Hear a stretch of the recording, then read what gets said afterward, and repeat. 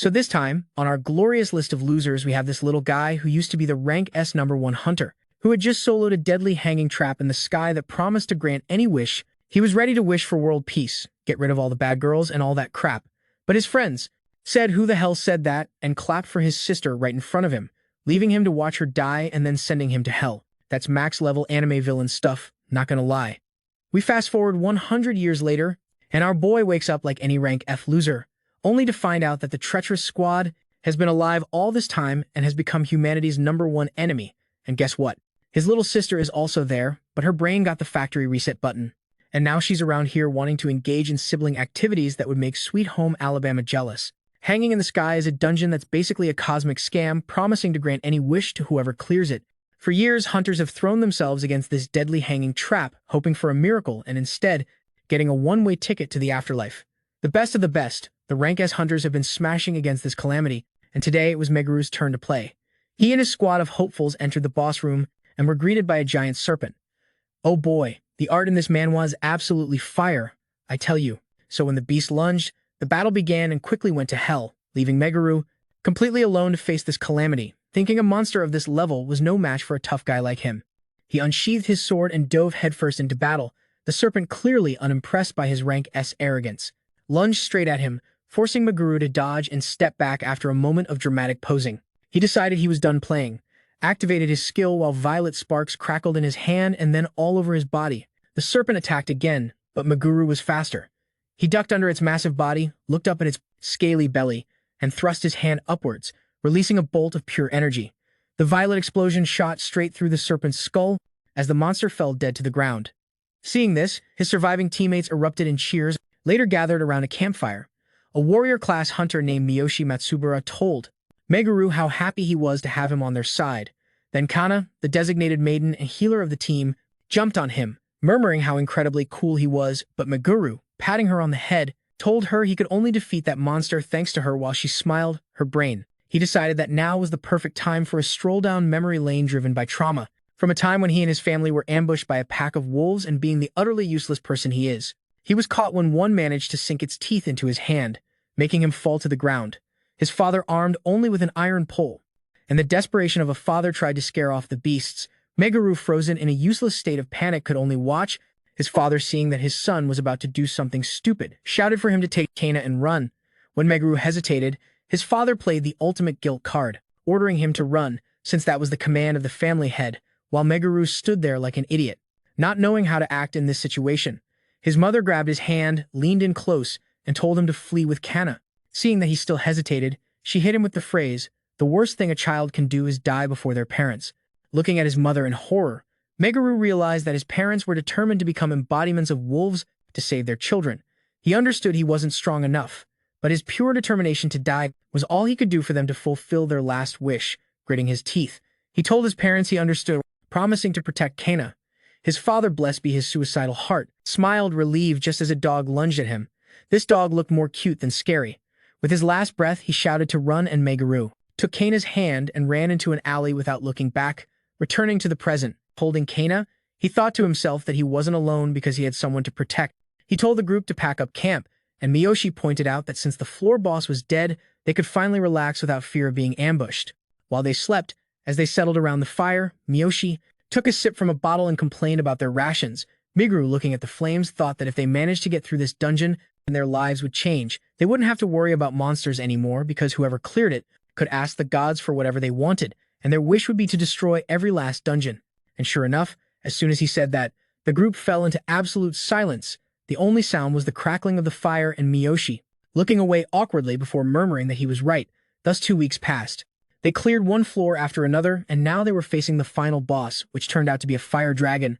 It was boss time, and when it unleashed a welcoming fire blast, Meguru ordered everyone to their positions with coordinated attacks. The hunters unleashed their offensives.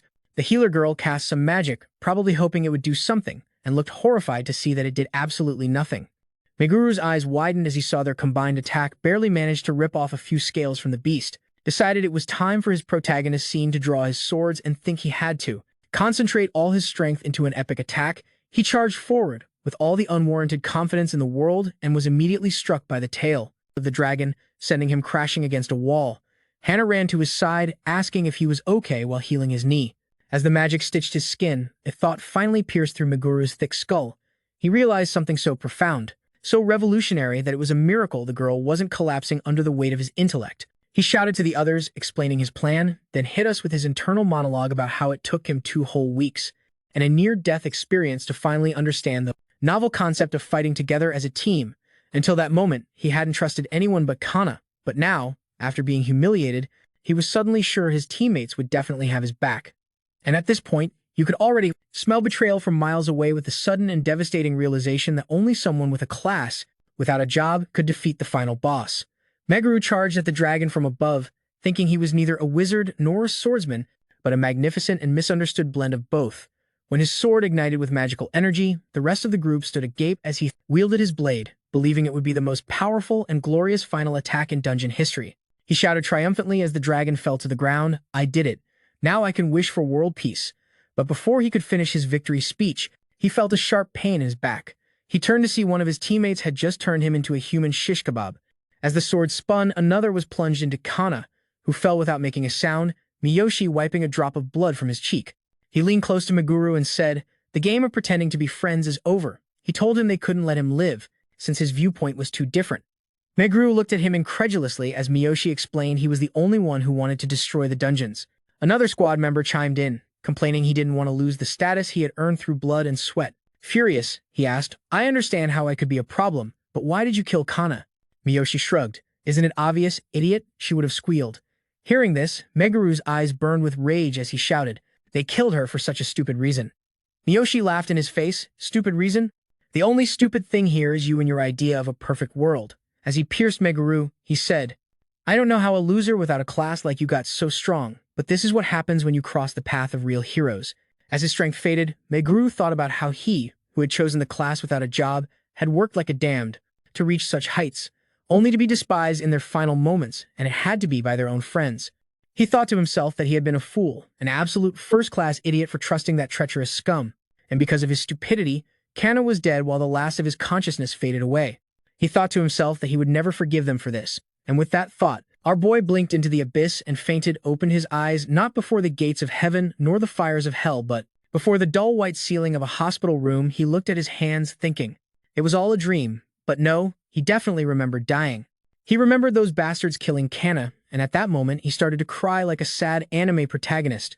But right in the middle of that existential crisis, a nurse entered the room because it was time for his checkup. Seeing him awake, she was surprised and asked Mr. Izumi, "You're finally awake." Meguru's brain was stuck on a blue screen. Who the hell is Izumi? The nurse called a doctor. The doctor took a quick look and said he should take it easy. For a week, when Meguru tried to sit up, he felt the same intense pain in his stomach, making it clear that everything he had seen was not a dream. He looked out the window and the face staring back at him made him freeze. The stomach was a complete stranger. Just when he was about to lose his sanity, the door swung open and Kana rushed in calling his name. She collapsed, recounting her story through uncontrolled sobs. As night fell, the pieces of this ridiculous situation began to fit together. He and Kana had been thrown into the future. A full 100 years after the tower incident, she had kept her face, but lost her memories and now was in Alabama citizen mode, which to be honest seemed like the better deal. He on the other hand faced a major downgrade. He was stuck with all his memories, but now in the body of someone named Meguru Izumi, a hunter with the same useless class as him. To make matters worse, Meguru's original memories bounced around in his head. Kana, still trembling, explained that the previous owner of the body had messed up fighting monsters, adding that she was totally terrified he wouldn't wake up. Meguru gave a weak smile until she left. The second the door closed, his face hardened. The smile evaporated into pure, unfiltered hatred from Kana's story and his new fragmented memories. He got the full and infuriating picture after clearing the Sky Dungeon. The other 6 surviving heroes made a single wish to God to become dungeon lords instead of, world peace or something really useful. Those bastards chose to become immortal tyrant owners of dungeons, each ruling their own territory. For 100 years, those so-called heroes had been living like eternal idiots, ruling dungeons. I would never forgive them. I was going to find each one of those arrogant fools and personally deliver an eviction notice from life. Looking out the hospital window, Meguru began to plan his interdimensional revenge tour. A couple of days later, Kana showed up armed with a good dose of common sense. She took his hand with a worried face and asked if maybe, just maybe, jumping straight into a dungeon after almost dying was a bad idea. Besides, he needed to focus on recovering first. He immediately replied that the only way was to become strong enough to kill 6 immortals. Kana, still living in a fantasy world, where just being alive was enough, didn't understand. Our boy sighed internally, 100 years later, and the class, without a job, was still making the biggest joke in the universe, useless for fighting, casting spells, and basically just breathing. He patted him on the head and told him not to worry, saying a loser without a job like me always has an ace up his sleeve. Just at that moment, when Kana was about to ask what the hell that meant, a couple of low-level thugs approached, swaggering. One of them looked at Meguru and said, "Well, look what we have here. Not dead. For a piece of useless trash, you're surprisingly tough." Kana looked confused, but Meguru knew exactly who those clowns were. The new memories told him they were the same losers from Izumi's group, the ones who decided that a bigger share of the loot was worth more than a teammate's life. The ringleader licked his lips and threw an arm around Meguru's shoulders, saying, "You're lucky to be alive." While Meguru thought to himself, what better way to thank Izumi for the body than by taking out the trash? He let out a tired sigh and said, "Really, is this how you ask for forgiveness from the guy you stabbed in the back?" The thug's face twisted in rage, becoming even uglier. "Something I didn't think was possible." Throwing his fist, he said, "You forgot your place. Looks like I'll have to remind you." He started shouting about being a rank D hunter while Meguru was a nobody, rank F, but he never finished his pathetic little speech. Meguru moved like a blur, his fist connecting with the guy's jaw so hard that blood shot out of his mouth as he slammed against the wall. The second thug, seeing his partner absolutely wrecked, panicked and lunged with a knife. Meguru noticed that, sure, this body was weaker, but more than enough to handle these amateurs. He caught the blade between his fingers and yanked it away while the terrified thug looked at him in disbelief. Meguru snapped the blade in two and asked if they still wanted to fight, but the two idiots ran away, and Kana just stared, her brain trying to process what she had just witnessed. She asked Meguru, since when had this change been so strong? It was so sudden it almost seemed like a completely different person. As he left the hospital, Meguru went over in his mind the sad excuse for a fight he had just had. The verdict was that he had lost a great deal of his physical strength, which was a damn shame. However, he could still channel magic. If he trained like before, this magically enhanced new body could turn into an even bigger monster than the last one. But to get strong, he needed to farm, and to farm quickly. A rank F hunter, like him, had to fight out of his league. He and Kana soon found themselves at the foot of a rank E dungeon where a group of hunters was waiting for them. He apologized for being late, and the leader lit a cigarette and grunted that it was time to go in. So now our boy was trapped in an ice cave with these absolute clowns. While the leader went over the team's information, saw the rank F and Meguru's unskilled status and gave him a smug smile before focusing immediately on the visual candy of the group. Once they were far enough into the dungeon, he stopped the group and announced that he and his hooded friend would deal the final blow to the boss. He asked if anyone had any problems with that, but his tone made it clear that an objection would be met with a quick kick to the teeth. The rest of the cowardly group members shook their heads. Just when he was about to impose another ridiculous rule, Meguru interrupted him and said, "Why don't we all want a share of the boss's loot?" The leader launched into a speech about how bosses become aggressive and how he, as the responsible leader, had to ensure the safety of his comrades, especially of a rank F useless. Meguru interrupted him again, claiming that with proper tactics everyone would be fine.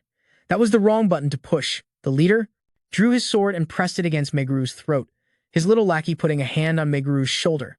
The magic already crackling in his palm added that the leader's word was law and the weak should shut up and follow orders. Anna looked terrified, but Meguru just stood there, internally assessing the two idiots who were threatening him. It really was strange to defend your own position. He let out a sigh, deciding to go along with them for now. The leader then added that he almost forgot all the loot from the dungeon belonged to them. Meguru thought to himself how these greedy clowns were running a complete scam as they moved further into the cave towards their first target. Suddenly, a group of dungeon boars charged at the group. The leader shouted to his team B to attack. The dagger guy and the archer girl rushed to the front, wearing down the monster's health bars. The leader just smiled, waiting for his moment to jump in and steal the last hit. He and his fiery friend Zack finished off a couple of boars and congratulating each other while a suicide boar charged straight at Meguru. He didn't even break a sweat. He just extended his hand and used magic, then gracefully jumped over the beast, charging at him. He pointed his hand at the rest of the pack, and with another casual wave of magic, he turned them all into explosive pieces of bacon. The leader, too busy admiring his own reflection in his sword, looked at him incredulously while murmuring to himself, how the hell did he do that?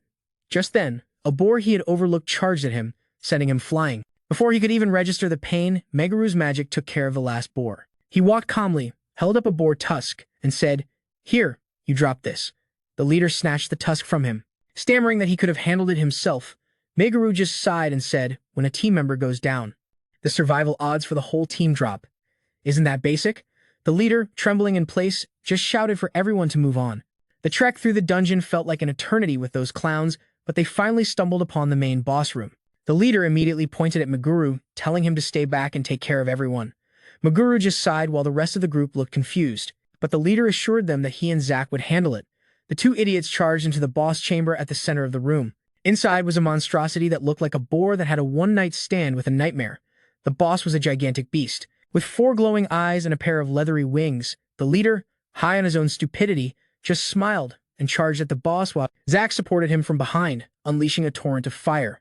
A massive explosion shook the chamber, and the leader shouted to his friend, "See how awesome we are." But when the smoke cleared, revealing the monster standing there without a single scratch, smiling disturbingly, the two hunters froze in terror as, in an instant, the beast's claw shot out, cleanly severing both of the leader's hands at the wrists. A second later, the monster's magic struck Zack, shredding his hands until bone was sticking out between the torn fingers. The beast grabbed both of them. The leader screamed for it to let him go, but surprisingly, the monster didn't give a damn and swallowed him whole. Then it was Zack's turn. He screamed for help. His last sight was a mouthful of sharp teeth before being bitten in half without ceremony. The rest of the group watched in silence as their leaders became a snack halfway through the dungeon. Meguru frowned, his mind working quickly. He thought about how, even in his time, monsters in those kinds of dungeons used to be strong, but this time it was something else. He pursed his lips, realizing it must be a hidden dungeon. Occulta drew her sword and pushed Kana back as she positioned herself in front of the monster during the massacre. The remaining squad members could only watch with eyes wide open in terror. Seeing Meguru looking at that thing, the guy in the green hat asked, "Don't tell me you're really going to fight that, Meguru?" He nodded, almost giving the guy an aneurysm as he started babbling about how disrespectful it was for a rank F hunter to even think about it. But Meguru had already done the mental calculation thanks to his past experience as a rank S. He could tell that this boss was at least rank C, so he jumped and charged at the boss, but the monster didn't flinch in the slightest. It opened its jaws and lunged at him. Meguru, moving with great speed, easily dodged the attack while thinking to himself, "I'll never trust anyone again." He became a blur in motion as he launched a series of strikes against the beast, and for the finishing touch, he decided to use magical attacks, but the monstrous boar seemed to have the same idea. As it unleashed its own magic burst, he countered immediately, striking his own magic against the attack and dissipating it. With just that brief exchange of blows, he realized it wasn't going to be an easy fight. His current skills weren't enough to brute force his way to victory. He had to be smarter. He decided to go for the monster's legs to restrict its movements. With a new plan in mind, he moved with blinding and decisive speed for a swift, clean cut, and one of the beast's legs was gone, screeching in agony. But before it could process the pain, Meguru had already moved to the other side and took out the second leg. Now that the winged monstrosity was completely on the ground, it was time for the grand finale. He jumped high into the air, his gaze fixed on the ceiling, lined with conveniently placed icicles sharp as blades. With one last explosive outburst of magic, he didn't attack the boss, he attacked the ceiling, turning it into a deadly rain of frozen spears that finally took care of the monster.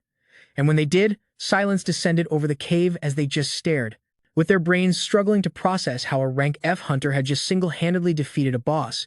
Just then, a bright light burst from the monster's corpse, bathing Meguru with the sweet, sweet rewards of victory. A mental notification sounded, informing him that all his stats increased by 5 points. Just as he was thinking about something, Kana approached him and said something that sent a chill down Meguru's spine. "You're not the same, Meguru, are you?" Meguru's brain went blue screen for a moment, as he wondered, "Don't tell me she discovered I'm a different person." He tried to come up with an excuse, but Kana wouldn't accept it and said, "You've always been reckless, but this is something else. There's no way you got this strong this fast. You've been hiding this power from me." Meguru simply scratched the back of his neck, unable for once to give an answer. With tears in her eyes, she asked, "Why were you hiding your powers from me? Aren't we friends?" He looked at her, then patted her on the head and said, "I trained in secret to protect you, but inside, the memory of their deaths burned intensely." That day, he had made a vow. She would never again see him helpless. Later, at the Hunter Association headquarters, while reporting what happened in the dungeon, the receptionist looked at them incredulously and said, "Let me see if I got this right. You're telling me that he, a rank F hunter without a job, single-handedly defeated a rank C dungeon boss after 2 rank D hunters died?" The archer girl, still shocked, insisted it was true, but the bureaucrat of the association didn't believe it. He suggested that maybe the 2 survivors just killed their leaders and blamed the boss, with Meguru appearing to steal the credit. Hearing this, Kana began to get furious, saying they would never do something like that while. Meguru simply scratched his head and said, even the best hunters can die from a moment of carelessness, adding that their words just disrespected their fallen comrades. Seeing the look in his eyes, the employees recoiled as if they had been slapped before they could apologize. Meguru turned around and left. Kana shot one last disdainful look at the stunned staff and ran after him. At the same time, the head of the hunter department was just entering, this man's eyes fixed on the faint and dangerous aura that practically vibrated around Meguru. With awakened interest, he thought to himself, who is this guy? Outside, Kana caught up with Meguru, asking if he was sure about leaving the reward. He just shrugged and said, I went in there for the experience, not for crumbs. As he said that, a smile broke through Kana's frustration because that was the reckless idiot she knew. They arrived at an apartment complex that felt familiar. After a quick goodbye, Meguru entered his new and lonely apartment, got into bed, and pulled out his phone. He played around with his smartphone for a while, thinking about how much the world had changed. Then a notification popped up, a breaking news alert. One of the 6 dungeon lords was coming to Japan. The news article showed a photo of Miyoshi Matsubara and Meguru. He immediately remembered that stupid face. He stared at the photo and then slowly sat up in bed. He thought to himself that he didn't expect to encounter one of his targets so soon. Meanwhile, on the other side of the world in China, Miyoshi was having a classic supervillain moment, lounging in his lava-themed palace. He asked his subordinates if it was true that the other dungeon lords were slowing down. The man confirmed it, and Miyoshi let out a dramatic sigh, extinguishing his cigarette. He said, it's been 100 years. It's time for me to step out. As he passed by his bowed subordinate, he waved a hand dismissively. Don't worry about me. Have you forgotten who I am? After a century of being the dungeon lord, he had conquered China and was bored. Now his sights were set on Japan. Taking over that territory would be the ultimate power play to rub it in the faces of his former friends. He slid into a car, made a quick call, and ordered someone to start gathering troops. Back at the Hunters Association, Meguru faced a much more mundane problem. He was looking for a dungeon to clear, but the receptionist turned him down, saying, you're the no job with rank F, we have nothing for you. Meguru just looked at her, knowing he couldn't avoid it. Since his stats were low, to get stronger, he had to clear more dungeons. But to be assigned one, he had to be strong already. In short, it was a rigged game designed to keep the losers in their place. He insisted that any dungeon would do, but the girl just sighed, repeating the company's line, that he first needed to rank up. Anna started protesting, pointing out that ranking up meant clearing more dungeons solo, something that was basically a suicide mission for any normal rank F. At that moment, the department head, the same one who had noticed Meguru's terrifying aura before, approached to see what all the fuss was about. The boss listened to the summary of his previous adventure, dismissed his employee's rudeness with a wave of his hand, and then focused all his intense attention on Meguru and said, you want to rank up? How about a special exam? He explained that every month, hunters could test their skills in a special arena.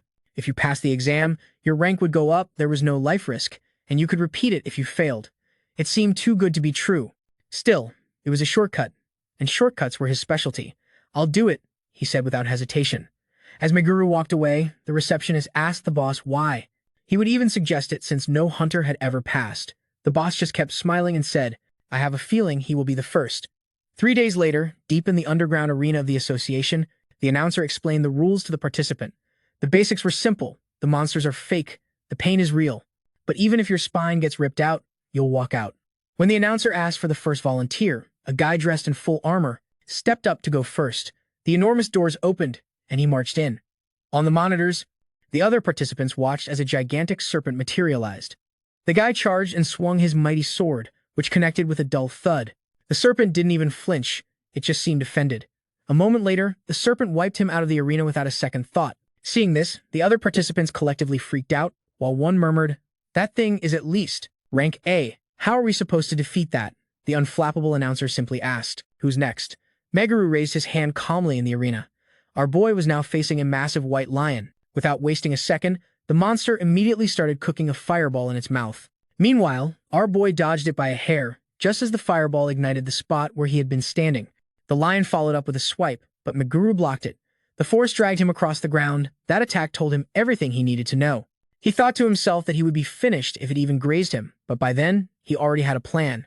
He lunged forward, not at the lion's head, but at its paw, marking a deep cut as the beast roared and began charging another fireball. Meguru seized his opportunity. He timed it perfectly, swinging his sword wrapped in magic to cut through the torrent of fire while thinking, **, my summoning speed is improving.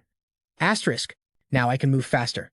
When the lion tried to charge for the third time, Meguru launched himself, using a burst of magic to propel himself into the air, right towards the stupid, flaming face of the monster. He thought to himself, asterisk. The class without a job is the wild card. Asterisk. And all he had to do was increase his stats to get stronger. With that thought, he pushed a condensed cloud of pure, violent magic straight down the lion's throat, defeating the beast in one blow. After the exam, a visibly trembling receptionist handed Meguru his new hunter card. He looked at it, admiring his new class rank. Outside, Kana was practically vibrating with excitement as she said, "You really did it. No one has passed that exam before. That's so awesome. God, now it's so cute it makes me mad." Remembering those guys for killing her, Meguru just tucked his card into his pocket and asked, "No one?" Kana thought for a moment and said that's what the guy from the association had told her. Meanwhile, inside his office, the department head himself was smiling. Then it hit Meguru. It had all been a trap. Suddenly, two men who looked like they walked straight out of a movie, called Men in Black, approached him. "Are you Izumi Meguru?" one of them asked. "You need to come with us." Acting her part as a terrified girl, she asked Meguru if he knew them. Meguru shot her a look. "I've never seen them in my life." He reached into his pocket and pulled out a small talisman, handing it to her. He told her not to worry about him and to go home, promising her he would be back soon. Before she could protest, one of the suited guys growled that it was time to go. The vehicle entered an underground parking lot. The elevator dinged, and his escort announced their arrival. They entered a ridiculously opulent room where an old man was sitting on a luxurious sofa. Without wasting a second, Meguru asked the old man directly why he had brought him there. The old man let out a friendly laugh as he said, "Forgive the theatrics. I just wanted to offer you a good deal." He opened a briefcase on the table, revealing piles of money while saying he wanted to be your first sponsor. Meguru observed the briefcase, calculating it contained at least 100 million yen. The old man explained that his agent had been watching the promotion exam and was deeply impressed, offering a monthly salary of 100 million yen for Meguru's services. "And honestly, for that amount of money, I would sell my soul." Just kidding. When Meguru asked what he should do, the old man, trying to dodge the topic, replied with just a few tasks, making it clear that he wouldn't get a direct answer until he signed on the dotted line. Meguru thought the offer was tempting.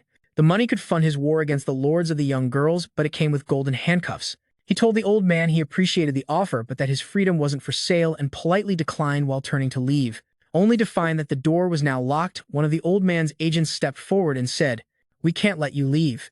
He moved with blinding speed, faster than any rank that Meguru had encountered so far, and landed a punch in the stomach. The force of the blow sent Meguru flying against the wall with a trickle of blood escaping from his mouth, gasping for air, his lungs on fire. Then the agent provoked him, asking if he was having trouble breathing. He told him this room was sealed.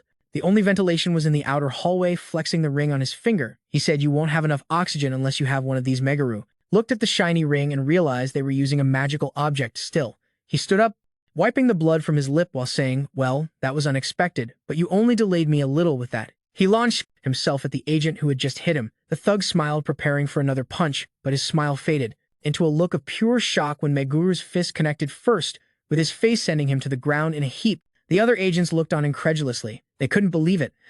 As one of them whispered, he took him down with one punch. That was the signal for everyone to go crazy and attack at once. One of them even pulled out a knife that glimmered with poison. Meguru simply stood there watching the guy with the poisonous knife charge at him like in slow motion. As he kicked the weapon away with his simple foot movement, or breaking the idiot's fingers in the process, he thought to himself, if my senses have slowed down, then I'll have to act accordingly. It didn't take him long to dismantle the rest of the thugs charging at him.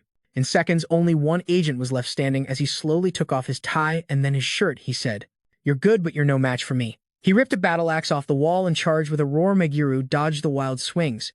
While a thought appeared in his mind, that guy was a berserker, a class that was all about pure brute strength and power. Terrifying, but without a single useful thought behind those eyes. He remembered having fought against a berserker once in his past life. He knew they were strong, but they had a fatal weakness. Obvious. They were absolute garbage against magic. With his versatile skill set, with one last swift move, he appeared right above the rampaging brute. Asterisk, this class is weak against magic. Asterisk, he thought as he unleashed a concentrated burst of pure energy. The berserker looked surprised just as the magic pierced through his body. His eyes went blank as he collapsed to the ground. Just then, the old man who had been watching the entire one-sided massacre with unsettling calm, he began to collapse slowly and said, as expected from the hunter who piqued my interest. He was about to spew more nonsense when Meguru slammed his fist against the closed door and told him to open it or else.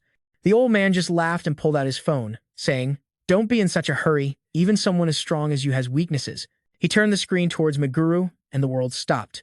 It was a live broadcast, Kana tied up and gagged in her own room. Seeing this, a new kind of horror washed over him as he said, "Bastard, you've been following her all this time." The old man simply shrugged and said, "I decided to have my subordinates follow her just in case. She seems to be very dear to you. I wonder, what could happen to her if you keep rejecting my generous offer?" On the screen, Kana's terrified voice pleaded with Meguru to save her. He called her name. It was then that one of the thugs ripped the gag from her mouth. She began to plead for help again, reaching out to Kana. She told the others, "Remember, the boss said we could do whatever we wanted, so let's have some fun." But just as his filthy fingers were about to touch her, Kana screamed, "Stop," sending the men flying backward. They stood there in disbelief, completely stunned by her sudden power. Kana looked at the now cut ropes, equally confused, just as a small amulet fell from her pocket. She picked it up, remembering the moment Meguru had given it to her. She realized that magnificent, paranoid bastard had saved her. Meanwhile, back in the underground panic room, things were about to explode. Our boy Meguru no longer had to hold back. He approached that old man and, looking him straight in the eyes, said, "Did you really think I wouldn't plan something like this?" He explained that the amulet was a small object he had made to protect Kana and that he could activate it remotely, with the activation condition being that Kana was in immediate danger. Not wanting to put up with his nonsense any longer, he said, "I suggest you open the door," knowing very well that the situation had changed. The old man searched for a remote control, and with a click, the heavy doors slid open just as Meguru was about to leave. He stopped, turning to the old man. He said, "I have one more question. Why did you choose me?" He couldn't understand why he would pay attention to a hunter, who clearly struggled to make an honest living. The old man told him he needed strong hunters that he was gathering for someone else.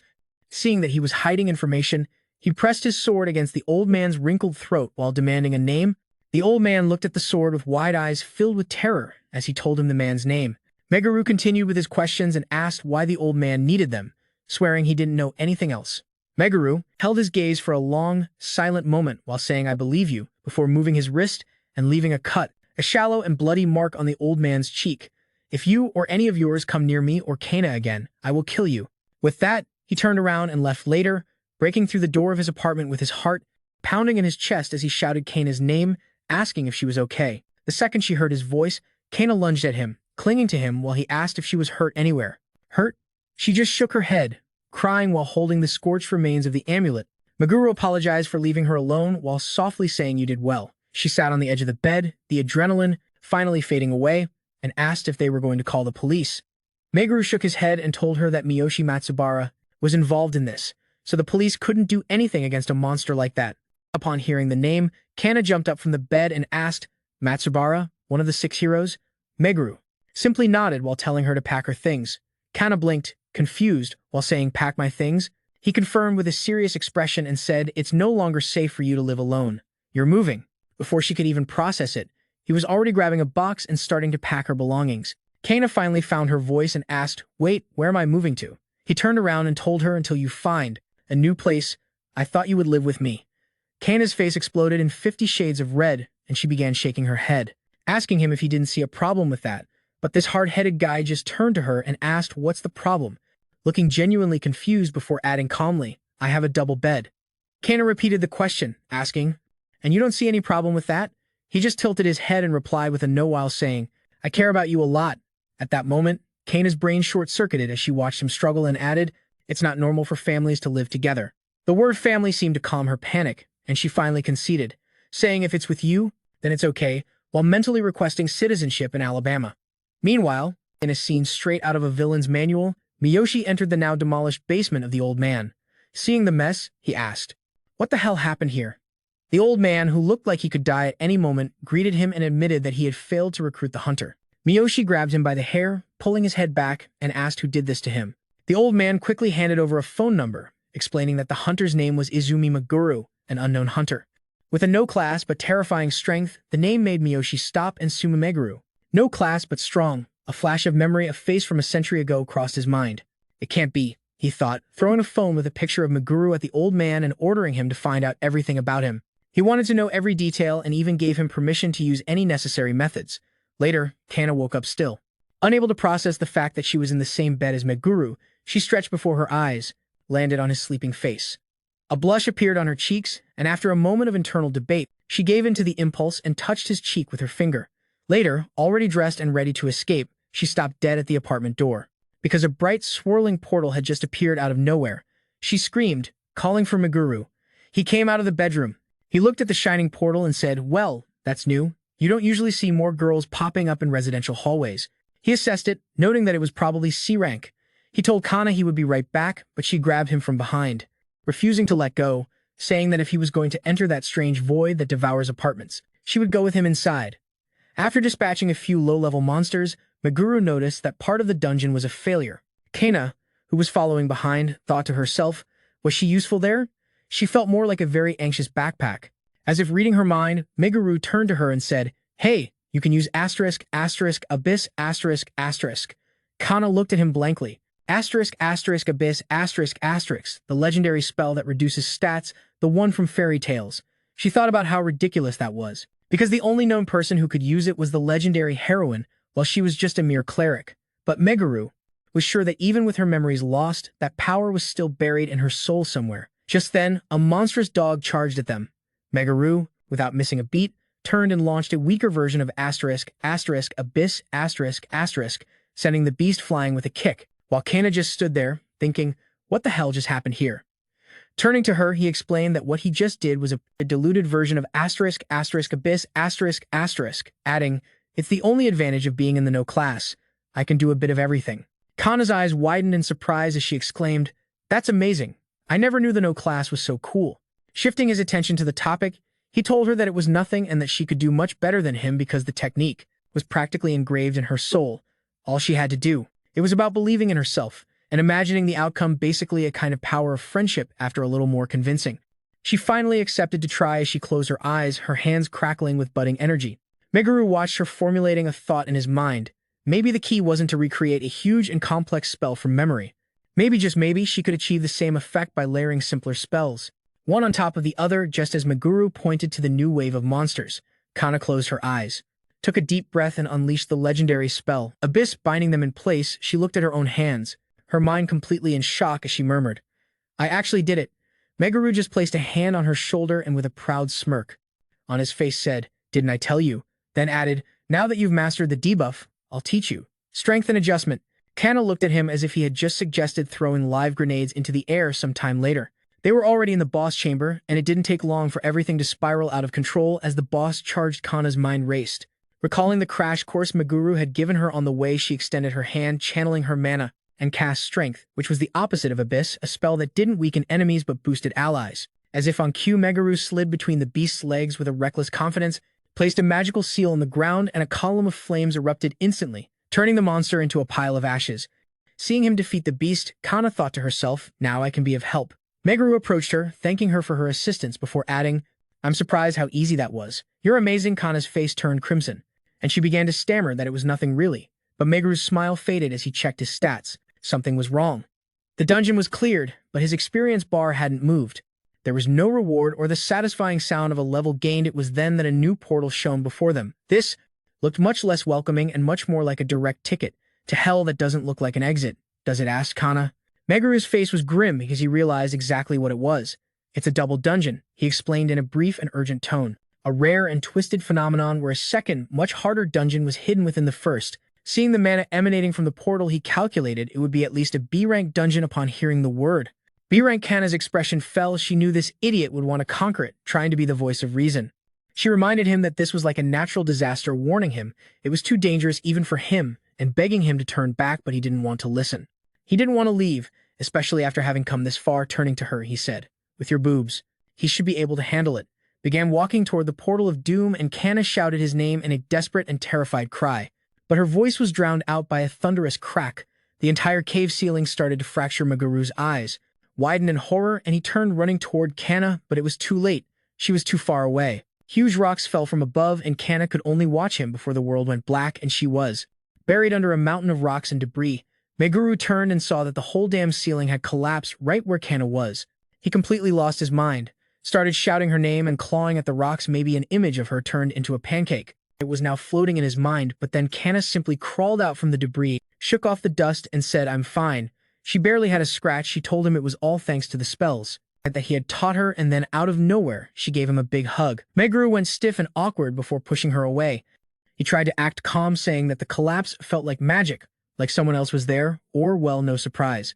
Sherlock, you're in a dungeon after that. They started to venture deeper into the dungeon while clearing the first wave of monsters. He thought to himself, the enemies in this part of the dungeon are much tougher, while mentally patting himself on the back for having taught Kana all those spells beforehand, thinking that if he kept this up, he would be ready for his revenge in no time, seeing him smile like an idiot. Kana asked him what was up, and he improvised a cheap excuse about wanting a reward for clearing the dungeon. They finally reach the boss room, and it's a giant three-headed dog. Meguru shouts to Kana to do her thing, and she strikes the beast with a spell. Then he lunges, dodges the beast's claw, and starts climbing up the monster. The dog hits him, reminding him that this is a rank B boss. His first genius plan is to throw a dagger at its throat. The dog literally just lowers its head and the dagger shatters against its teeth, realizing he needs to stop being an idiot. Meguru decides to really try since he's a jobless guy who can use all elements. He starts mixing wind and earth magic to create plasma around his sword. With his eyes shining, he dodges one last attack and then lunges forward, slicing all three heads of the dog in one blow. Blood splatters everywhere. The huge body falls to the ground, and a notification appears saying the dungeon has been cleared, hitting Meguru with that sweet and tasty stat boost. Just as he admired his newly enhanced stats, a shiny golden ticket appeared in his hand. The system intervenes, explaining that it's a kind of special daily cleanup ticket that allows him to redo more dungeons to level up. Meguru just looks at it completely bewildered, thinking, what the hell is this? At that moment, Kana runs towards him, all worried, asking if he's okay, while Meguru tries to act tough. He touches the wound on his cheek and downplays it, saying it's just a scratch, then puts the strange ticket in his pocket, and they both leave through the portal, completely unaware that a suspicious guy had been watching them the whole time. This guy immediately steps back and informs Miyoshi, who is smoking a cigarette, that the spy says Meguru is real, claiming he cleared an entire double dungeon without even breaking a sweat. Miyoshi just smiles arrogantly. The spy continues, saying there's no way a simple, normal jobless guy could pull that off. Meguru has skills and experience that don't make sense for someone his age, adding that he'll surely become a top ranker. Before adding, he has a very weak point, a fatal flaw so big that if they use it against him, it will be less of a problem than a low-ranked hunter. Miyoshi just laughs, knowing he has it, and tells the old man to pay. The old man opens the very briefcase I was ready to sell my soul for, filled with cash, calling it a reward plus an advance for the next job. Saito looks at the money and asks directly, do you want me to kill him? The old man smiles and asks if that's a problem for him, calling him by name and reminding him that he's a rank, a hero to seal the deal. Miyoshi hands Saito a sword with a crow mark that looks lethal. Saito just sighs and says, well, this can't be avoided, basically accepting to kill our guy. Meanwhile, Meguru and Kana are back home, completely exhausted from their dungeon run. Kana is passed out on the bed while our guy stares at the golden ticket, knowing it would only scare her, decides not to tell her yet. Although curiosity gets the better of him, and thinking that another rank C monster will be a piece of cake now that he's rank C himself, he decides to use it, channeling some mana into the ticket, and disappears from the apartment in a flash. He reappears on a tropical-themed island with a huge tree in the center, a place he had never seen before. He looks around and realizes there's no way out. He's trapped there until he kills the boss. Just then, as if on cue, a system window appears saying he completed one of 100 daily tasks before he can even process what that means. He hears a rustling behind him, turns around, and freezes with wide eyes upon seeing a literal army of monsters staring at him. All he can think is, well, this is going to be exhausting, as he begins his little massacre of monsters. A progress bar appears for his daily task and keeps filling up with each monster he kills.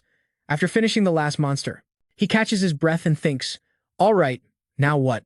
Just then, the ground starts to crack beneath his feet, and he jumps, back just in time to see a crab the size of a car crawl out of the sand. Meguru immediately realizes he was the boss, but also notices he was only C rank, which wasn't a problem for him, now that he was also a C rank hunter. Without wasting time, he points his hand at the huge seafood platter and unleashes a burst of fire magic. The whole thing explodes in a massive blast, raining down pieces of crab meat. Cooked from the sky, a system window appears with his reward, a fragment of a ticket for daily cleanup and a potion of complete healing.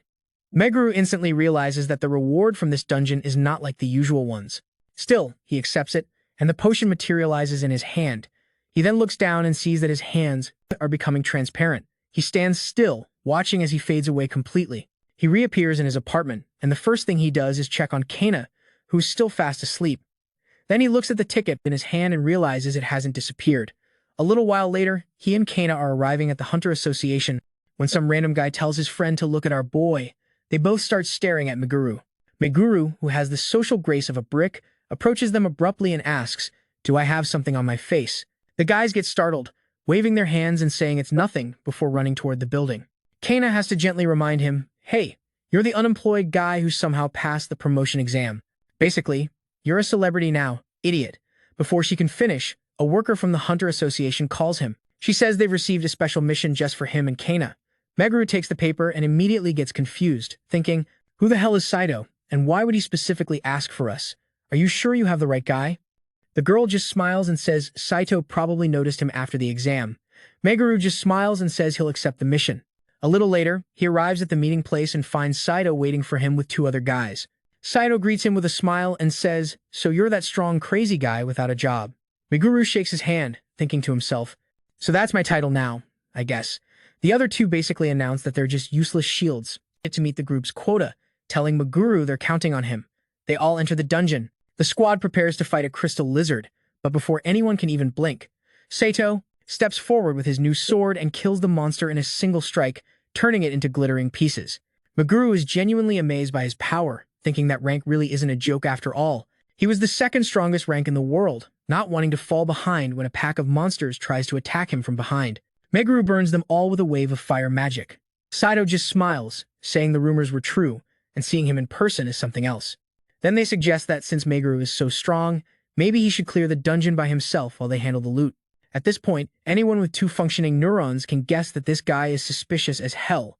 But apparently not Meguru. He just thinks, "I don't understand what this guy is plotting, but hey, free experience for me," so I accept and proceed to open up, making his way to the boss room through slaughter. Once they arrive, Meguru finally decides to use his brain and asks Saito, "Hey, why did you really invite me here?" Saito, who had been waiting for this moment, puts his hand on the hilt of his sword and says with a chilling smile, "Oh, I never told you, did I?" Before Meguru can even process the huge danger signal he just overlooked, Saito attacks at lightning speed. The force of the blow was so brutal that the only thing Meguru could think of was how fast it was, as he barely managed to dodge it. Saito swings his sword again and says, "I invited you here so I could do this." As the sword passes in front of Meguru's face, he barely manages to evade the deadly strike. Saito clicks his tongue, clearly annoyed. One of the useless meat shields from the squad, finally finding his voice, stutters, "What are you doing, Saito?" Without even looking at him, he just says, "You're annoying." And in one swift move, he slashes his leg, then turns and does the same to the girl, taking them both out of the fight instantly. Meguru can only stand there in shock as he thinks, what the hell is going on here? He glances at his injured teammates, realizing that he can't worry about them right now. Turning to Saito, he thinks, "I have to kill him right now." He shouts to Kana to get out of there immediately, and luckily, she doesn't argue, just nods and runs off alone to face the killer. Meguru thinks he has never had a serious duel in his life, but with the path of vengeance he chose, it was inevitable sooner or later. He charges forward, unleashing a massive blast of magic at Saito, only to watch in horror as the bastard stands there, completely unscathed. Saito pulls out a lighter, calmly lights a cigarette, and says, "It's not that I hate you or anything. I'm just doing this because Matsubara asked me to," and then he lunges at him, telling Meguru not to take it personally. They exchange blows, and Meguru, while blocking, shouts to Matsubara that Saito keeps attacking, mockingly asking why that guy is interested in him for some reason, especially in how he became so damn strong. He finishes him off with a brutal knee to the stomach that sends Meguru flying against a wall. The pain is blinding, and as he spits blood, he finally understands, so that's what all this was about. He made me clear the whole damn dungeon to wear me out. He struggles to get up, telling himself he can't lose. If he dies here, Kana will be next. That thought shakes him, and his pupils dilate. He completely unleashes himself, moving with a speed that catches Saito totally off guard. Before the rank a hero can react, Meguru is already behind him, striking him with a furious flurry of punches that sends him crashing into the opposite wall. Saito, struggling to get up, can't believe how he suddenly became so strong, but a sinister smile spreads across his face. "Unfortunately for you, I have an ace up my sleeve." He grabs Kana and puts the sword to her neck. "This is your weak spot, right? If you don't want her to die, you know what to do." Meguru freezes, knowing Saito would kill her before she could reach. Saito starts mercilessly kicking the defenseless Meguru, who can only think, "If only I weren't so tired." Then an idea sparks in his battered brain, and he remembers the potion he got from clearing the dungeon. He looks at the potion and thinks, "The only thing I can do now is gamble on this." Just as Saito raises his sword for the final blow, shouting, "Die," Meguru gulps down the full restoration potion. At the same time, Power floods his body, and he quickly disarms Saito with ease, sending his sword flying with a single kick. Seeing him move, Saito murmurs, "Why are you still standing?" But our boy wasn't interested in small talk. He simply appeared behind him in a flash and said, "You shouldn't have underestimated me," before thrusting his hand forward and blowing Sato's head off with magic. After catching his breath, he sees Kana tending to the other two hunters and asks if they are still breathing. Kana senses it before adding that they'll have to take them to the hospital immediately. Meguru wonders if he should return or clear the dungeon first, taking Saito's sword. He decides that clearing the dungeon is faster than leaving. He enters the boss room, sees a giant lizard, and says, "Sorry, there's no time for games." He kills the monster in a single blow, a rain of blood splattering everywhere. A bright flash fills the room, and a system window announces that all his stats have increased by an incredible amount of 50 points. He is shocked, wondering what the hell just happened, when another notification appears, informing him that he has acquired the emblem of duty. He looks at his hand and sees a strange new mark on his palm. He gives it an intense look before thinking, "What the hell is this?" After some thought, Meguru decides that the smartest thing is to just keep his mouth shut about the whole assassination attempt. He makes the two injured meat shields agree on their story, ensuring that everyone has the same alibi. Then he returns to the association and exaggerates the version for the receptionist. She believes him but starts talking about how Saito was this legendary hunter, a complete prodigy who even won the Dragon Lord Festival. Meguru, who had literally just left the guy's corpse in a dungeon, starts getting annoyed and asks, "What are you trying to imply?" The girl gets scared and retracts, thinking that maybe one of the other group members found an opportunity to stab him in the back.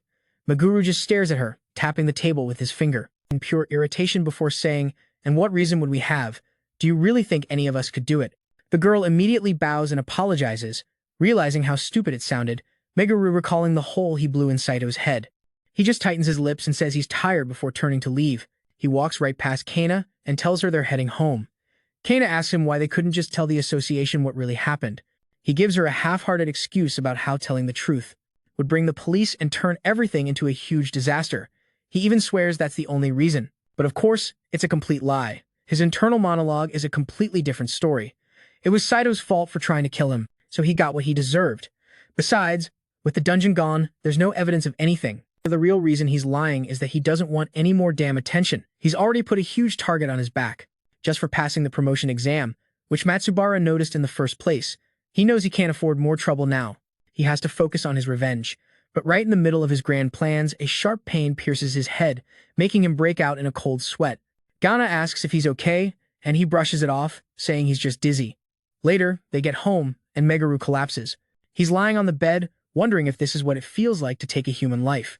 He had never killed anyone before and never imagined it would feel so disgusting. The price of murder was much heavier than he thought, but as the nausea churns his stomach, he knows he has to swallow it down. He has to face those 6 guys, and this is just the beginning.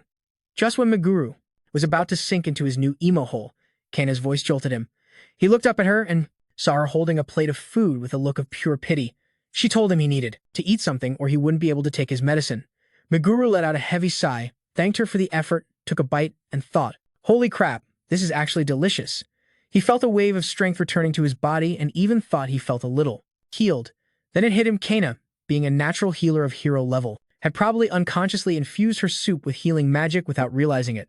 The girl is a damn video game cheat. She sat down next to him and, getting straight to the point, asked if killing him was tormenting her. After a moment of silence, she took his hand and said, "You were just protecting us. It wasn't your fault. Don't worry about that. Okay?" Meguru managed to muster a weak smile, admitting he made her worry and thanked her. She just said everything was fine, but then her eyes fixed on his hand. "Since when do you have a mark like that?" Meguru looked at the symbol, playing dumb and saying it just appeared out of nowhere, but upon closer inspection, he noticed that he seemed a bit more worn out than the last time he saw him. Meanwhile, across the city, Miyoshi was having a full-blown villain meltdown, sprawled on his luxurious sofa, screaming, "I never thought Saito would actually die, that guy." He was especially furious because Saito was his right-hand man, his key to building a power base in Japan before any other hero. In a fit of pure rage, he crushed the glass in his hand until it shattered, thinking to himself, Saito was supposed to be the most reliable and strong hire he could get, and then there was some kid named Izumi. Meguru just took him down. Who the hell is this Meguru? Miyoshi thought as he slammed his fist on the table for emphasis. His mind raced, coming to the conclusion that he no longer cared who or what Meguru was. Meguru, if he left him alive, would definitely become a threat. Plus, there was the possibility that Saito, before his head was blown off, might have revealed who sent him, looking out the window at the city lights.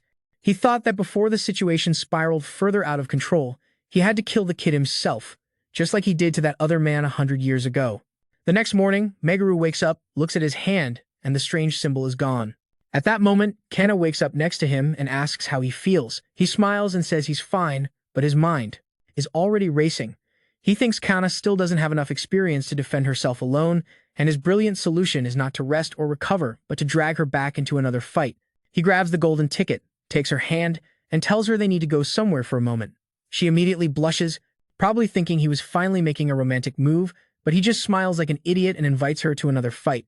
Her face was priceless when she said, "Are you crazy? You can't fight." Meguru keeps smiling and replies that everything will be fine. After all, he won't be the one fighting, she will. Before she can protest that level of disrespect, both of them disappear and end up back on Murder Island. They run around the island for a while, fighting monsters and fleeing from them, and after a bit, the system finally chimes in, informing Meguru that he has completed the daily mission. This time, the reward is a fragment of a rank B dungeon ticket and a death prevention talisman, which is basically a one-time free pass from death. Meguru just thinks, asterisk, interesting asterisk, knowing perfectly well that it will be useful later.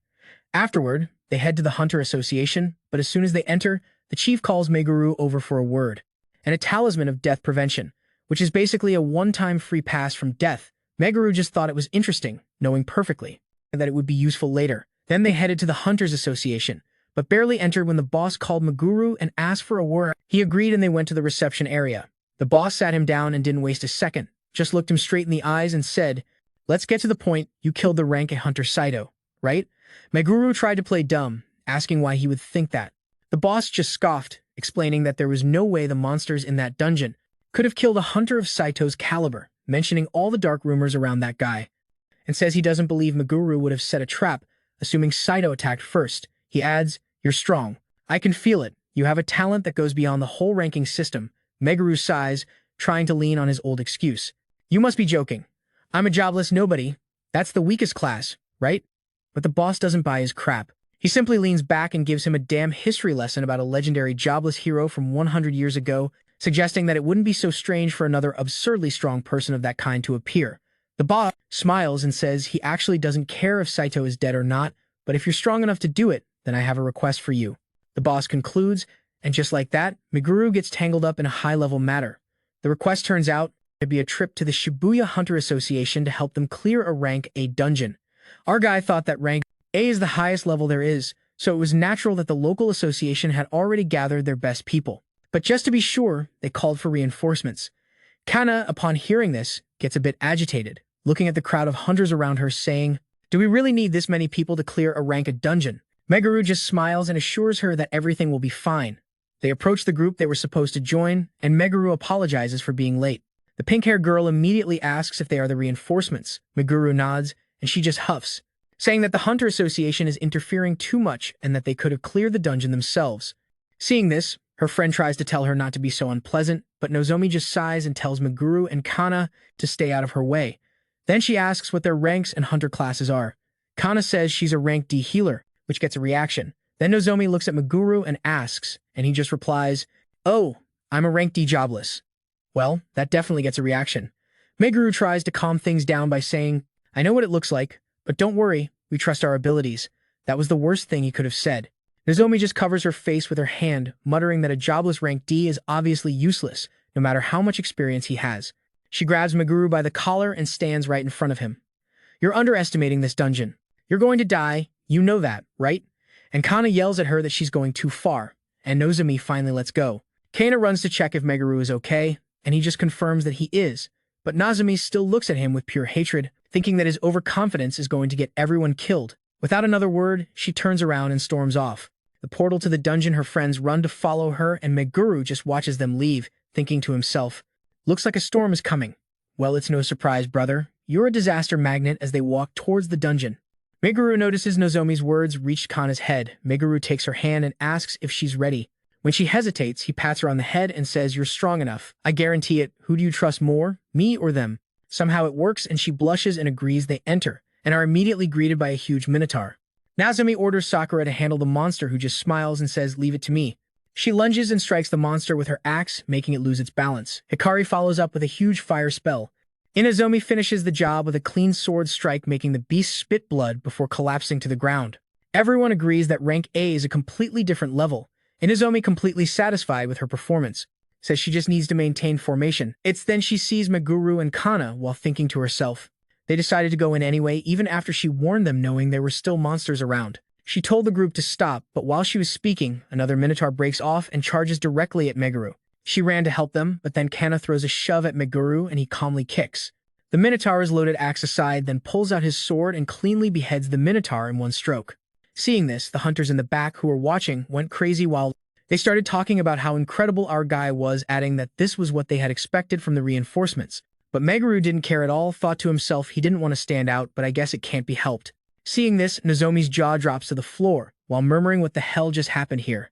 While she's having her little mental breakdown, two more Minotaurs sneak up behind her. Before she can even turn around, Meguru just points his hand and launches fireballs at the monster, and in an instant, two monsters scream in pain and fall to the ground. He approaches, extends a hand, and asks if she's okay. She just nods, and Kana lets out a sigh of relief. The pink-haired girl immediately starts blushing intensely and apologizes for being rude earlier, admitting she judged them unfairly. Meguru just says he doesn't mind, and that her trying to keep them safe was an act of kindness. This makes her blush even more as she murmurs, "It's been a long time since someone praised me." Meguru just turns around and says they should work together from now on. Moving on. 2 hours of uninterrupted monster slaughter. The rank A squad. She starts to realize that something is off. They've been fighting for hours, but they're no closer to the boss room. She's now completely convinced of Meguru's team after seeing Kana's incredible buffs. She thinks out loud about how strange it is since this is her first rank A raid, wondering if this is normal, or if they've really been going in circles. Meguru, pointing at the marks left behind, says, "No, something weird is going on here." Confirming that they have indeed been going in circles, Nozomi reflects for a moment before saying, "But there wasn't any fork in the path." Meguru approaches a wall, saying he might know what's happening here. He told the group he had something in mind. He wanted to try and then released a burst of energy that shattered the wall, revealing a hidden path behind it. Nozomi turned to him and asked how he figured it out when no one else could. He couldn't tell them he had been screwed by that same trick in his past life. So instead, he makes up an excuse, saying he read it long ago, while in reality, he had used a secret technique called Search, where he accelerates his mana to detect gaps in the walls. Kana and the others somehow believe him. After a while of walking, they arrived at the boss chamber. Nozomi explained to the group her plan, which basically consisted of her leading the charge and holding off the boss, while Meguru and Sakura would be the main attackers, and Hakari would stay back to provide support and protect Kana. Everyone nodded in agreement, but Meguru knew better. He thought to himself that this boss would be much stronger than they believed, but since he didn't have a better idea and didn't want to argue with the pink-haired girl, he simply accepted. They entered the room and were greeted by a Minotaur. The damn thing was huge and was posing strangely while holding an axe bigger than my student debt. Before anyone could move, the boss attacked. Meguru dodged immediately, feeling the raw power behind the blow, and knew that thing was on a completely different level. But Nozomi immediately charged forward, swinging her sword, and before he could warn her, it was already too late. The boss swung its enormous axe down, and Nozomi tried to block it with her shield. The shield couldn't withstand the blow, and the force of the impact sent Nozomi flying across the room until she crashed into a wall. Everyone stared in complete shock, thinking, this can't be happening. Nozomi's defense was supposed to be unbreakable. Meguru just sighed, thinking to himself that for a knight's defense, it was good, but in the end, it was a tank's job, so of course, she couldn't withstand the raw power of a rank-up boss. He immediately took charge, telling everyone what they needed to do. When he turned to face the boss, it let out a loud roar and swung its weapon. Meguru barely dodged it, heart racing. He knew that any of those attacks could kill him instantly, and as if things weren't bad enough already, the monster created a new axe out of nowhere. Things couldn't get any worse, and he knew he would need to push himself hard to defeat it, thinking to himself that if he could just find one opening, even for just a moment. But that thought was interrupted when the boss swung its new weapon directly at him. Seeing his chance, Meguru acted quickly. He struck the ground with his hand, channeling his magic into the earth. A forest of huge, sharp magical crystals emerged from the ground, piercing the Minotaur's leg, and stopping its attack dead in its tracks. The giant roared in pain and staggered back, and that's when Meguru's mind finally pieced it together. He had discovered that the boss had a high attack level but lacked defense, so with this new understanding, he rushed toward the monster, which was swinging its axe in a wide arc. Meguru jumped, dodged the blow, and landed perfectly on the flat surface of the axe, running up the weapon straight toward the boss's face. His entire plan relied on the amulet he had won earlier. He leaped into the air, yelling that this would be his final strike before opening a deep cut on the Minotaur's chest. Blood gushed everywhere, and Meguru landed on the ground, breathing heavily. He felt pretty good about himself, thinking he was close, but mostly relieved to have succeeded, yet his celebration was interrupted. When he looked up and saw that the Minotaur was still standing, its eyes glowing with a terrifying, fierce, red glow, it had entered full berserker mode. The boss roared and smashed its axe into the ground, unleashing a massive shockwave. Meguru knew he couldn't withstand another direct hit. He thought maybe he could wear it out, play a war of attrition. But before he could finish his brilliant plan, the boss threw its axe directly at him. He barely dodged it, but then the damn thing threw another one immediately. Meguru was caught off guard, wondering if it could still do combos. There was no time to dodge the second. He just looked on in absolute horror as the enormous axe filled his entire vision. Or with his last thoughts, asterisk, am I really going to die in a place like this? Asterisk, just as the axe was about to split our guy in two, Kana appeared out of nowhere, flying in and positioning herself right in front of him, shielding him with her body. He yells at Kana, "What the hell are you doing?" But she just turns and gives him a weak smile. And in that moment, the axe strikes. And there is a massive explosion of magical energy that shakes the entire room. When the smoke clears, both are still standing. Kana, holding the death prevention amulet in her hand, seeing his opportunity, Meguru pours. He pours all his magical energy into his sword and charges at the monster, thinking he can't let this opportunity slip away. The boss, meanwhile, just roars and summons another weapon, but Meguru doesn't pay attention and creates a storm of magical crystals that he sends flying at the Minotaur before leaping into the air. With his sword shining with pure power, he grips the handle with all his strength and brings it down in one last desperate strike, cleanly splitting the monster in two, landing behind the bisected boss with his own energy, burning around him as a teleporter appears in the middle of the room. Meguru collapses to the ground, gasping and murmuring to himself, "I really thought I was going to die just now." The system windows appeared around him, and he just sighed, as expected from a rank. A dungeon. All his stats increased by 30 points. But what caught his attention was the extra 50 he got from the duty seal. The other hunters who saw everything just watched him, wondering who the hell that guy was. He feels all embarrassed and calls out to Kana, who was already tending to the injured. "Not so me thanks," admitting he would have lost if it weren't for her, and gives her another one of his typical clumsy pats on the head, which of course she loves, then adds, "But seriously, don't do that again, my heart can't take it, Kana." She responds that he's the one who always puts himself in danger. At that moment, Nozomi approaches him, looking at him with a completely different expression, while saying, "Honestly, I'm surprised you managed to defeat a rank of boss. You're really a D rank without a job." Meguru just nods, saying that now the Hunter Association should at least recognize him as an S rank. Natsume looks at her card and says, "You're really strong," but then adds that it's strange for her to have trouble getting requests. Normally, it doesn't take long at all.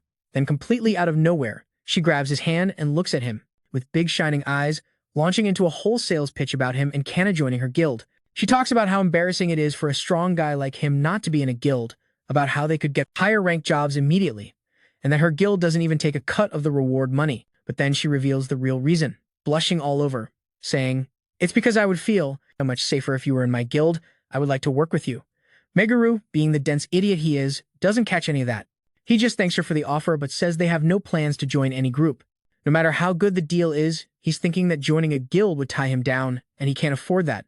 Nozomi, seeing she isn't getting anywhere, changes tactics and says, "Then at least let me thank you for saving us. We can meet tomorrow." Just the two of us. Meguru, being a lifelong virgin, wasn't able to catch her intention, and she just accepted it, then asked who Hana is to him. Kana, who heard this, perked up immediately, probably expecting a sweet and touching response, and Meguru without a second thought says, "She's just a regular member of my team." At that moment, you could literally hear Kana's heart break into a million pieces. Nozomi was delighted by that answer, her eyes lighting up. Meguru was completely confused by her reaction. Meanwhile, Kana just watched them leave, having a total internal panic attack, thinking to herself, what the hell just happened? So the next morning, Meguru was getting ready to go out on his date completely. Oblivious to the storm cloud forming in the corner of the room, Kana was just staring at him with hatred and muttering to herself, "After you said you cared, idiot." A little while later, he arrives at the meeting place and finds Nozomi already there, greeting him with a bright smile. He asks her how long she's been waiting and she just shakes her head, claiming she had been there for less than 5 minutes. After a quick chat, they head to a really old fancy restaurant, and our guy was quite impressed, telling her the food was very good and that she seemed to know good restaurants well. Nozomi was practically glowing from the compliment, and seeing her chance, she wanted to start bombarding him with questions but held back and started with something casual. "So what do you do on your days off?" He gives the most pathetic answer imaginable, saying he just rests since he doesn't get requests. Hearing this, Nozomi's face lit up, but once again, not wanting curiosity to take over, she directly asked him, "So you don't have a girlfriend, right?" Meguru thinks to himself, "Where's that coming from?" and just nods, answering her question. Seeing her face light up with pure joy, Meguru thinks to himself, what the hell is wrong with her? Just when he was about to ask her ring size, she pulls herself together and gets serious. Feeling the weird atmosphere, he asks her what she does on her days off, and she says she also rests. Then, getting very serious, she brings up what he had said in the dungeon the other day about how overestimating your abilities can end in tragedy. She admits it happened to her once when she got arrogant and tried more than she could handle, and lost her best friend because of it. With eyes almost filled with tears, she says, "I never want to experience something like that again. That's why I work so hard." Crossing her arms, he told her, "I understand. In that regard, we're more alike than I thought." It's a genuine connection. A perfect moment that this idiot immediately ruins by adding, "I don't want Kana to get hurt again. I'll make sure to protect her. It's all I think about." Nozomi's face freezes. After gathering courage, he asks, "By the way, what's your relationship with her? Are you just in the same group?" Meguru, in a moment of pure stupidity, blurts out, "We're just members of a group living together," eyes wide. "No," Somi asks. "What do you guys do?" And Meguru, our king of blunders, simply replies, "I told you, Akana and I live in the same room." After leaving the restaurant, Nozomi was so down that she was practically dragging her feet on the sidewalk. Finally realizing he might have messed up, Meguru suggests they stop by a weapons and armor shop to cheer her up. And guess what? It actually works. She lights up immediately. Excited by the enchanted swords, a shopkeeper with a strong Chinese accent approaches them. Nozomi finds a particularly impressive sword. She swings it a few times and hands it to Meguru, telling him to give it a try. He does, admitting it feels like a good sword. Before adding that he doesn't know much about swords, upon hearing this, the shopkeeper asks what kind of sword he usually uses. He invokes the Sito sword, the black blade with the distinctive crow mark on the hilt. The second the shopkeeper sees it, his friendly smile vanishes, replaced by pure, murderous rage.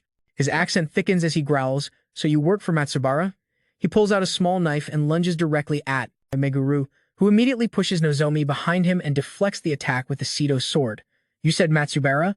he asks, trying to understand the situation, but the shopkeeper isn't in the mood to listen, yelling, "Shut up and die," as he charges at him again. Meguru dodges and tries to tell him it's a misunderstanding, but the guy simply doesn't listen. Finally, tired of this, Meguru decides to end it. He sheathes his sword, effortlessly grabs the shopkeeper's knife hand, and says, "If you insist on attacking me, I can't help it." Then, in one swift motion, he takes the man down to the ground, pinning him without actually hurting him, and says, "I'm trying not to hurt you, but you need to stop." Then, in what must be the most awkward date ending in human history, he turns to Nozomi, who has been watching the whole situation, and says, "That was fun, but we should probably call it a day." He drags the still struggling shopkeeper towards the back, leaving a completely bewildered Nozomi standing alone in the back. Meguru finally gets the man to listen to him. "I don't work for Matsubara. If I did, you'd be dead by now." That seems to penetrate the thick skull of the shopkeeper, and the guy looks embarrassed. Now that he has his attention, Meguru starts asking him questions and begins by asking why he thought he worked for him. The man explains that the crow symbol on his sword is Matsubara's mark, a mark that all his men and weapons bear. Meguru invokes the sword, and the shopkeeper gets agitated, saying that yes, this symbol has a portion of the dungeon master's power, asking if he doesn't work for Matsubara. Then why does he have that sword? Meguru explains that he got the sword after killing, clearly one of Matsubara's men. The shopkeeper didn't see it coming. Meguru puts away the sword and says it's now his turn to ask questions. He releases a bit of his power and continues, "Now answer my questions. Why do you know so much about Matsubara?" The man, without skipping a beat, told him he had been investigating him for the last 5 years with the intent to kill him. He explains that 100 years ago, when Matsubara became the dungeon master and gained absurd powers, he started releasing monsters from his dungeon just for fun. Meguru nods as he lists the powers that dungeon masters receive, like creating dungeons, eternal youth, controlling their own dungeon, and a massive power boost thanks to the blessing from their S-rank dungeon. Hearing the old man's story, he shouts that he can't get away with using his power for evil.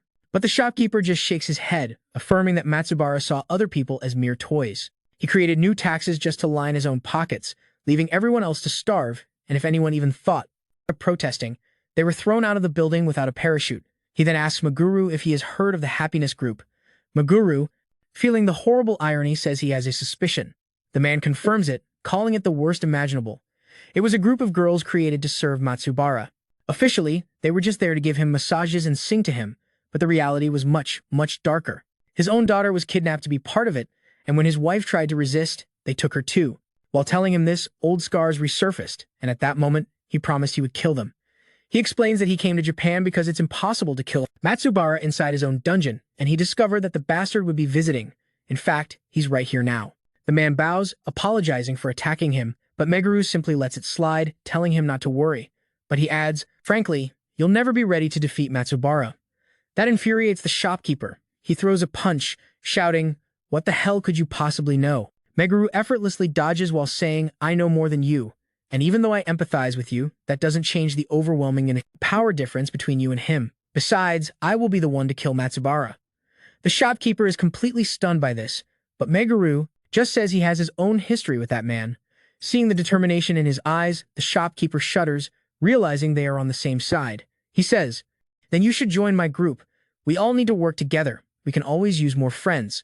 Without thinking for a minute, Meguru immediately rejects the shopkeeper's offer, making it clear he has no interest in making friends, and he has to be the one to kill Matsubara with his own hands, thinking to himself that Kana is the only person he can trust, and that's definite.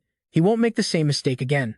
The shopkeeper gets angry, shouting that his group is strong and that Meguru will be in trouble if he refuses, but Meguru simply stops, turns around, and tells him he doesn't care what he says, telling him that there's nothing he can say or do that will change his mind. The next day he tells Kana that he is going to meet someone just like they talked about yesterday. Before leaving, he tells her he will be back in an hour and asks her to stay inside the house. The second the door closes, Kana goes from 0 to 100 on the psychopath jealousy scale, convinced he is going to meet the girl with pink hair again while imagining everything sweet between them. She starts rolling on the floor, screaming because he is hiding things from her. After her little meltdown, she gets dressed and decides that today is the day she becomes a private investigator. She starts following him, trying to be stealthy, which she does terribly. At one point, Meguru literally stops and looks right in her direction, but she manages to duck behind a corner just in time. He finally arrives at a huge warehouse, making the reason for his visit clear. He is there to sort out this mess of who has the right to kill Matsubara with the Chinese group. He opens the door and finds a bunch of guys in military-style uniforms waiting for him.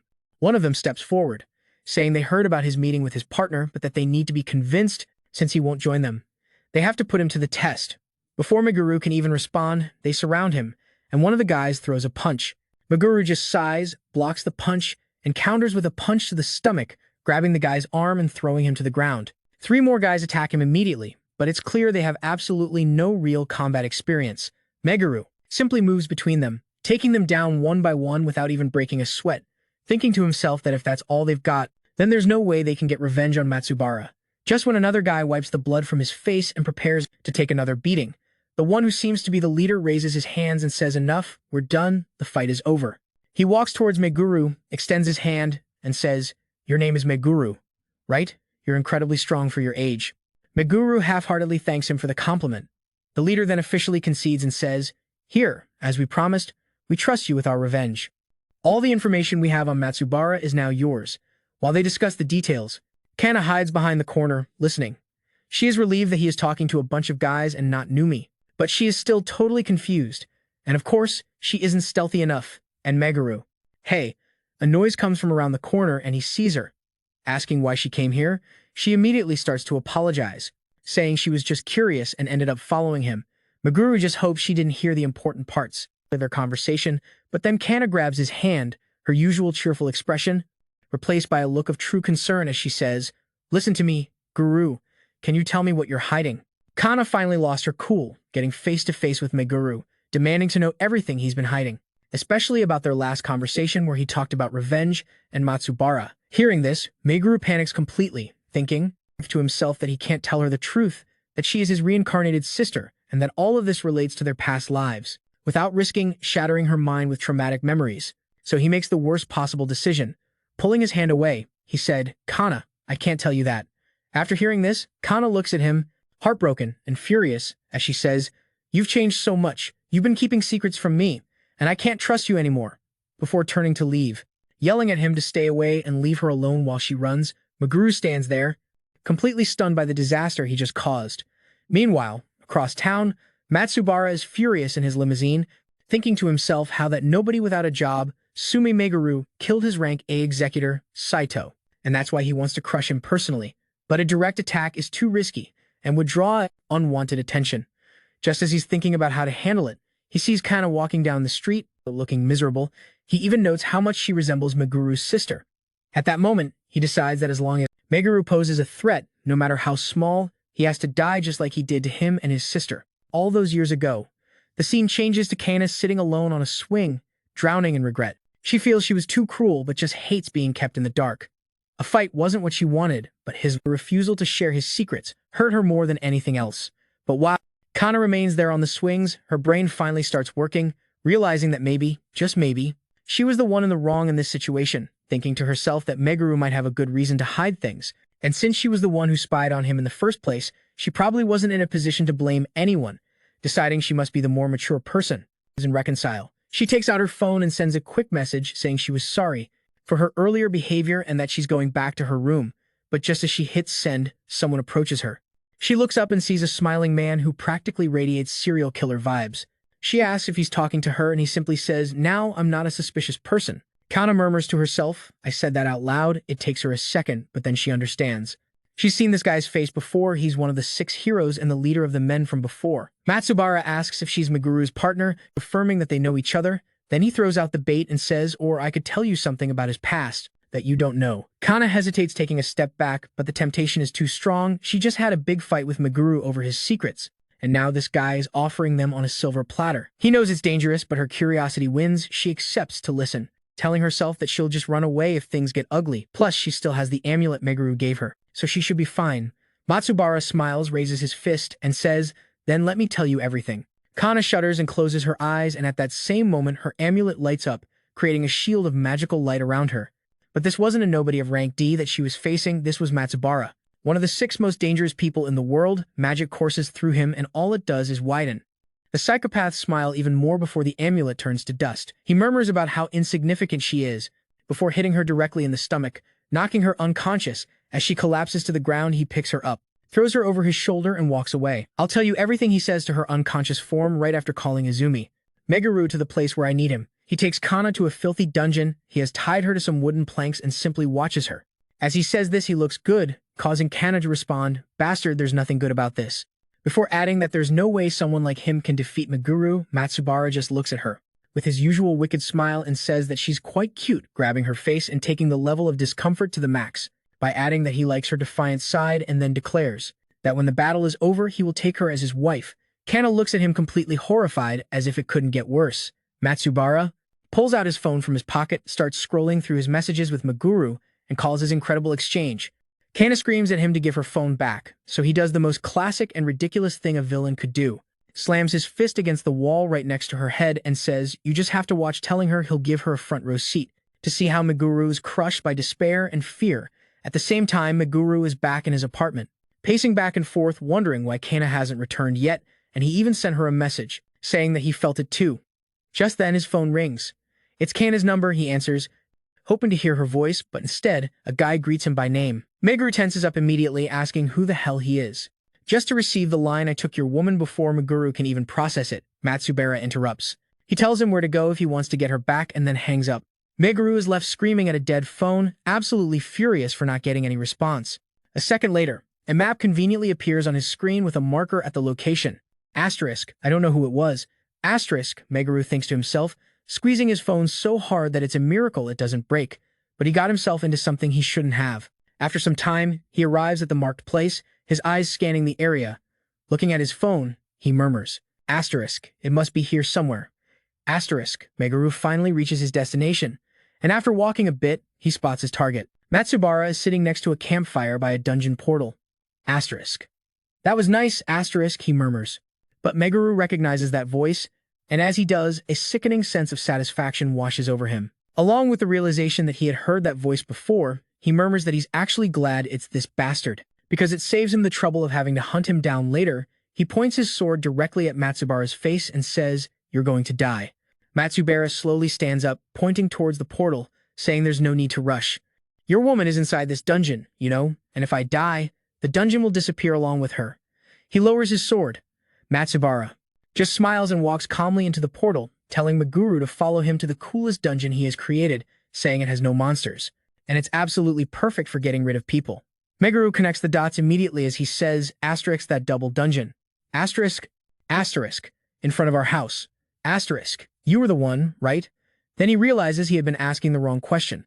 Tightening the grip on his sword, he says, is Kana hurt or not? Matsubara, enjoying it too much, simply opens a door and says, why don't you take a look for yourself? They walk into a room, and there she is, chained to some wooden planks. Meguru runs immediately to her side, telling her to wait a bit and promising he'll free her. But before he can do anything, Matsubara summons a ridiculously huge hammer and says, in that case, we can start. Meguru turns around to face him before throwing one last question. Why do you hate me so much? I'm just a jobless derank. He thinks for a moment and says, it's because you look like someone, a guy from 100 years ago I couldn't stand. Asterisk, that's it. Asterisk, Meguru just stares at him for a second and says, I understand. And if that's the case, then let me tell you something interesting. That jobless nobody you hate so much is none other than me. Talk is over. Meguru doesn't waste any time, swinging his sword with all his might, and in that instant, his whole body erupts in a powerful wave of magical energy. Matsubara's eyes widen in surprise, completely taken aback. The way Meguru moved, the energy he radiated, was too familiar, he murmurs to himself. That style, that presence, there's no doubt. Gritting his teeth, Matsubara raises his weapon and his eyes collide with a deafening crash. Meguru tried to match the force, but he was nowhere near it and was pushed back several meters. Sliding on the ground, Matsubara didn't hold back with his comments as he said, you're weak. You're nothing like you were 100 years ago. And deep down, Meguru knew he was right. The power difference between them was huge and undeniable, but that didn't mean the fight was over. Far from it. Meguru gripped his sword tighter, thinking fast. He knew he couldn't win with sheer brute force, but maybe, just maybe, he could outsmart him. His eyes locked on Matsubara's left shoulder. There was something strange about that piece of armor. It was heavier and uneven. Meguru deduced that it wasn't just for defense, it had to be some kind of magical artifact. Maybe it temporarily boosted Matsubara's mana, allowing him to move with surprising agility despite his massive size. That would explain a lot, and if that was the case, then that piece of armor could be the key to winning. Crouching down, Meguru began to draw a glowing magic circle on the ground using his energy. The moment he completed it, he launched forward at incredible speed while saying, didn't you just say I'm weak? But you let your guard down. Matsubara was caught off guard by the sudden charge. Meguru ran past him, and with a quick strike, his sword grazed the shoulder plate, leaving a small but visible cut. Matsubara turned, clearly surprised, while saying, you're fast. That was all Meguru needed to hear. The two launched into a flurry of attacks, dodging, blocking, and hitting again and again. At one moment, Matsubara raised his hammer high and slammed it down onto the ground, sending a shockwave across the floor. But Meguru jumped just in time. Rising into the air, he brought down his sword with all his might, unleashing a burst of magical energy. Mid-movement, his sword struck the shoulder plate directly, cracking the armor. Matsubara took a step back, stunned, while shouting, what was that? Landing softly, Meguru smirked and said, I did it. Then turning to Matsubara, he said, before I kill you, answer me something. Why are you building forces in Japan? What are you planning? Matsubara squinted, and Meguru raised his sword and pressed it against him while saying, answer me. And then Matsubara finally spoke. So you don't know, huh? Japan is not just any place, it's special. The most beautiful girl in the sky disappeared there 100 years ago. People use some of her mana for their wishes, but most of it is still there. I think that was your share, and now it is crystallized somewhere in Japan, adding that if he could lay his hands on the crystal, he could become strong enough to eliminate the other heroes and finally take over the world. But the other heroes have the same idea, and as soon as that crystal is found, it will be an all-out war for power. Hearing this, Meguru replies, that's so typical of you, greedy and pathetic. He raised his sword again and said, surrender. That dream of yours will never come true. And with that, he lunged for the final blow. But just as the sword came down, Matsubara smiled and threw a punch, catching Meguru's arm mid-movement. Meguru was stunned as he processed what had just happened. Seeing his confused face, Matsubara asked, did you really think that magical object was my weakness? Before hitting him hard in the stomach, sending him flying against a wall, Kana shouted his name from across the room. Matsubara looked down at him and said, you still don't understand, do you? I've lived a long time, I rebuilt my body years ago. I don't need that toy anymore, and that's bad news for you. Meguru stood up, wiping the blood from his face, leaning on his sword. He thought to himself that this fight wouldn't be easy, but then he remembered all the cool items he had been collecting since he woke up for a moment like this, thinking to himself, this fight won't be a walk in the park, but I have some tricks up my sleeve. He felt quite confident and said aloud that this time would be different.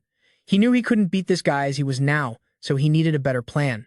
It was then that Meguru had an idea. He charged his sword with powerful magical energy, so much that the ceiling began to crumble. His plan was to ruin the ground and make it very uneven, imagining that if he spread some magic around, his opponent wouldn't be able to use his famous power on the slippery and messy terrain. With his trap ready, Meguru started running towards Matsubara. Being unemployed, he learned to adapt to any situation. He channeled his energy and unleashed a blast of flames. Then he quickly drank a potion, hoping it would be enough to defeat Matsubara, but he had a feeling this was just the beginning, and he was right. Matsubara emerged from the attack with a smile, his eyes shining. He swung his enormous hammer, and Meguru knew his only chance was to dodge the first strike and then hit him with a spell while Matsubara swung, smirking and calling Meguru naive, but Meguru had his own smile. Thinking he was about to neutralize the attack, Matsubara was completely surprised when the hit from his hammer did nothing. Meguru took advantage of the moment and countered with his sword, sending Matsubara to the ground. For a second, Meguru thought, wow, that was my last resort, but it actually worked. But Matsubara just laughed, saying he didn't even feel it. He called all of Meguru's efforts cheap tricks and said his attacks were too weak. He put a hand on his own shoulder and said all those strange skills were just due to Meguru's unemployed class, and the disaster he caused then. To Meguru's surprise, raises his hammer, and the entire dungeon ceiling starts to repair itself, seeing the dungeon getting fixed. Meguru is surprised and asks what this is. Matsubara just smiles and asks why he's so surprised, reminding him it's his own dungeon, then creates a flame in his hand, asking if that surprises him too. Suddenly, monsters begin to appear around him. Gargoyles fly towards Meguru and he tries to defend himself with magic, but then looks down and sees another monster biting his leg. While Meguru is distracted, Matsubara smiles arrogantly and hits him with his hammer, shouting, "Don't forget about me." The blow sends Meguru flying several meters back. He falls to the ground hard and thinks about how big the power difference is between them. Feeling a wave of hopelessness, his enemy is right there and he can't do anything. He wonders if this will just be a repeat of what happened 100 years ago. Just then, a powerful energy fills his hand, and the mark on it begins to glow intensely. He watches it confused, and at that moment appears a system window in front of him, asking if he wants to consume all the power of the emblem to gain the power of duty. Meguru stared at the shining system window in front of him, and then his eyes focused on the fine print. If he didn't replenish his energy in 30 seconds, he would die, confused. He looked at the glowing mark on his hand while thinking to himself, what exactly is this? But then shook his head and thought it didn't matter. This power could make him stronger. He had no reason to doubt. With a firm press on the screen, he accepted the offer, and instantly the system notified him that his attack, power, and speed had increased by 500 points each. Just then a monster came flying straight at him, but Meguru jumped high into the air, smiled in the air, gathering all his strength, and then brought down his sword with great force, defeating several monsters in a single explosive attack surrounded by radiant energy. Meguru smiled and said out loud that he was completely overwhelmed by the power. Matsubara, still watching, couldn't believe what he was seeing while murmuring, "This is impossible. Or why do you have that emblem?" Meguru tilted his hand towards him and asked calmly, "You mean this thing?" Explained that after their deaths, 100 years ago, the sky's most morose had granted each of them powers based on their last wishes. Matsubara frowned, clenched his fist, and muttered that he had already said too much, but added that it didn't matter. According to him, the dungeon must have recognized Meguru is one of those who completed it, which was surprising but ultimately useless, since he was going to die by his hands today. But Meguru drew his sword and said, "Are you sure about that?" Suddenly, Matsubara stomped his foot on the ground, breaking the floor beneath them, and unleashed an immense burst of energy, raised his hands, and conjured a huge fireball, launching it directly at Meguru without hesitation. Meguru raised his hand and froze the fireball in mid-air, and the intense flame instantly crumbled into shards of ice. Then, seizing the moment, he charged at Matsubara with speed, and with a clean strike, he severed his opponent's hand. Matsubara screamed and collapsed. Meguru stood over him and said, "I can move like it's nothing, and this power feels infinite. I could kill you here and now." Matsubara begged him to stop, but that only further enraged Meguru, who said, "How dare you beg? 100 years ago, when you were killing us, you hesitated, not even for a second." He raised his hand again, summoning a flurry of ice crystals into the air, and said that his response was the same as his. Meguru used the *** ice spear *** spell, sending multiple frozen spears into Matsubara's body, violently pinning him against the wall. Meguru stepped forward and said, "That's it. The first target has fallen. It's a bit disappointing." At that moment, the system chimed, announcing that the power of the emblem had been replenished and that the power of duty had expired. Then multiple system windows appeared in front of him, and Meguru wondered if his stats were finally returning to normal. He wondered if the power of the emblem had something to do with it. "This system increases my strength only when I kill people." Leaving all those thoughts behind, he ran to check on Kana. Calling her, he ran towards her and finally freed her. She looked at him with tears of joy, hugged him tightly, and thanked him. Meguru gently stroked her head and told her he was glad she was okay.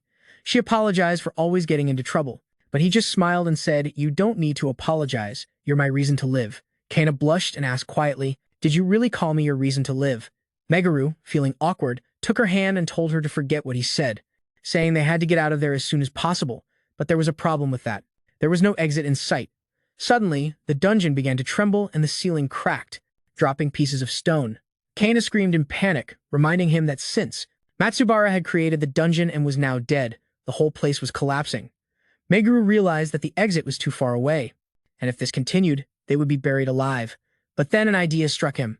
If the dungeon was created with Matsubara's power, he summoned the sword he received from Saito and remembered that the mana was the soul of both magic and dungeons. If he could analyze the structure of the mana, maybe he could break the core of the dungeon. He concentrated energy into the sword, connected with the magical network of the dungeon, and struck, shattering the magical core. And they escaped just in time, breathing heavily. Kana pointed out how close they were to dying. Meguru felt, saying yes, that was really close. But when she turned to him, she saw him collapse and ran forward to catch him before he hit the ground. The next morning, Meguru woke up in a hospital bed, blinking against the bright lights and slowly understanding where he was. His eyes scanned the room until they landed on the emblem. Staring at it, he thought to himself that it had faded a bit. Just as he began to get distracted, the door swung open and Kana flew in, wrapping him in a hug. She murmured how scared she was, and that he must never do that again. But before she could say anything comforting, a nurse entered and froze, raising an eyebrow at their position, which was not very friendly for a hospital. Without wasting a second, she called a doctor who came in calmly, checked on Meguru, and declared that it was just a very strong fever. He told the nurse to prepare the discharge papers, and turning to Meguru, he said he would need to stay one more night just as a precaution. The nurse didn't want to find them again in an unfriendly position and quickly left, leaving Meguru and Kana alone. Once the door closed, Meguru looked at her and said, "So you carried me all the way here. I wasn't heavy." Kana just shook her head, but then her face turned very serious and she said, "Tell me what happened between you and Matsubara." Meguru hesitated, unsure if he should talk about it, but something in her expression made him relent. He sighed, lowered his voice, and said, "All right, you should know that 100 years ago, 8 hunters entered the Sky Dungeon, and only 6 came out. They gained power from the dungeon and went on to rule different corners of the world. Matsubara, that miserable guy, he was one of them." Kana felt slowly, repeating what the government always told him, that one of the hunters, a healer named Kana, died protecting her team, and that there were no records left of the other. Hearing this, I murmured to myself, but the truth is that the last hunter didn't die fighting. He was betrayed, stabbed in the back by his own team, just when he was about to tell her the whole truth, that he was that betrayed hunter. The door suddenly burst open again, and a frantic Nozomi appeared, completely out of breath, gasping as she said, "I came, as soon as I heard you fainted. Are you okay?" Meguru blinked confused and said, "Yeah, I'm fine." "Wait, who told you?" Nozomi just shrugged and said, "I checked with the Hunters Association." Kana shot her a fierce look, thinking to herself if she planned to stay there. Meguru just laughed, thinking, "All right. I guess it makes sense that each hunter's information goes through the association anyway." He turned to Nozomi with a smile and said, "Thanks for coming to see me." Upon hearing that, Nozomi's face lit up. Meanwhile, Kana was mentally throwing tables, glaring at them, and cursing them for being so mushy in front of her. It was then that Nozomi asked, "You look fine," and Meguru, being the classic airhead, said, "I can't die yet. I still have to protect Kana." And so the tables turned. Now it was Kana's turn to blush and smile with her imagination, overflowing with romantic anime moments as she stole glances at Nozomi. Meguru sat between them, stressed, thinking, what even is this tension? While the girls were busy in their gaze duel, Meguru sighed to himself, realizing that it definitely wasn't the time to delve into his past, it just wasn't the right atmosphere. After a while, both girls left the room, and Meguru waved them goodbye. Finally, getting a moment of peace, bored, he grabbed the remote and turned on the TV just to pass the time. But what he saw froze his blood. On the screen was none other than Matsubara giving an interview to a burly news reporter. Meguru stared at the screen, thinking to himself, what the hell is going on? Why is Matsubara alive? I didn't kill him. And so time flies, and our boy Meguru is back, inside a dungeon, committing a true genocide of monsters with Kana and Nozomi. They all work together like a true dream team, completely synchronized, covering each other's backs and destroying the dungeon boss. After clearing the whole place, Meguru tightened his grip a bit and murmured, "This was perfect to get back into the swing of things." Just then, the system window chimed, informing him that his stats had gone up this time, except for his attack stats. Literally everything else was improved. Not bad, right? Nozomi remembering how Meguru performed during the raid. She says she wasn't sure about him entering a dungeon right after leaving the hospital, but it seems like he's doing fine. She worried for nothing, but Meguru laughs, saying it's nothing like that, and at this point, it's easy to guess that. Kana has had enough of all that sweetness, while our guy's mind drifts back to yesterday's events. Thinking about how that trash Matsubara was still alive after he showed all his tricks to that bastard, Meguru knows he has to push even harder. Later, they report to the Hunter Association that they cleared the dungeon and collect their sweet rewards. Just as Meguru and the team were about to leave, the association's boss walks in and tells our guy they need to talk, asking if he's free. Meanwhile, in China, Matsubara is going crazy in his dungeon.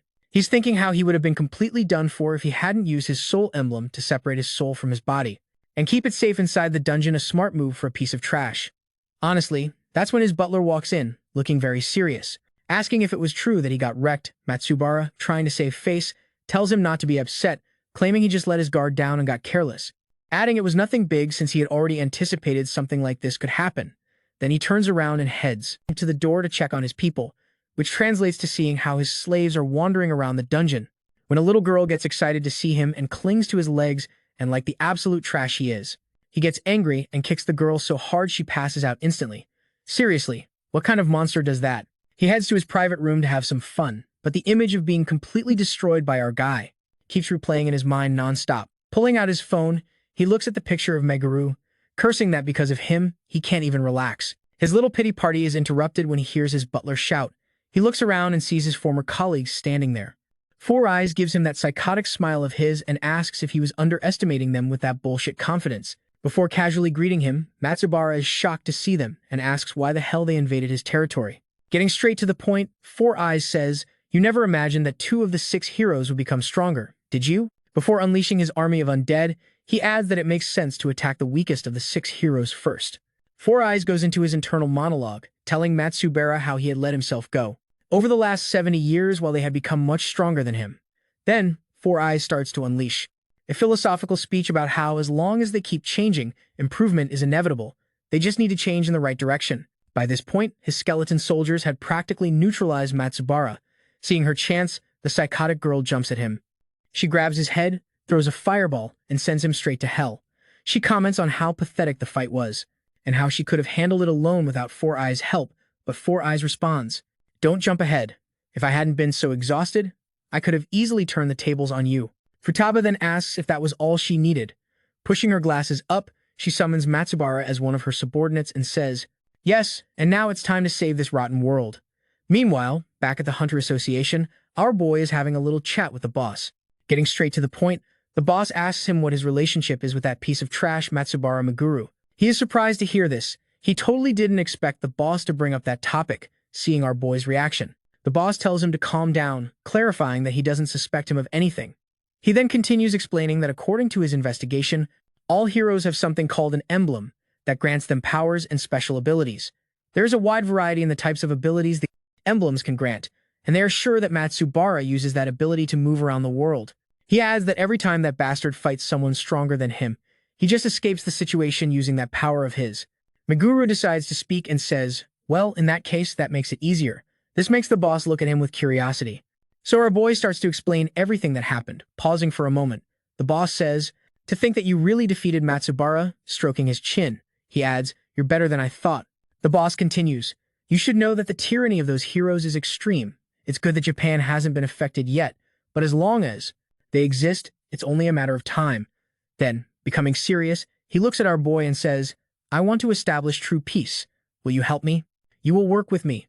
As soon as he hears that, the old memory of being stabbed in the back begins to replay in his head. The boss continues with his speech, saying that the current situation in Japan is not as extreme as in other countries, so there's nothing to fear except for the occasional monsters.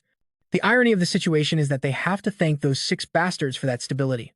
Meguru asks what makes Japan so special compared to other countries. The boss tells him that it is special for 2 reasons. First, it is the homeland of the 6 heroes, but it is also the place where the Sky Dungeon appeared 100 years ago.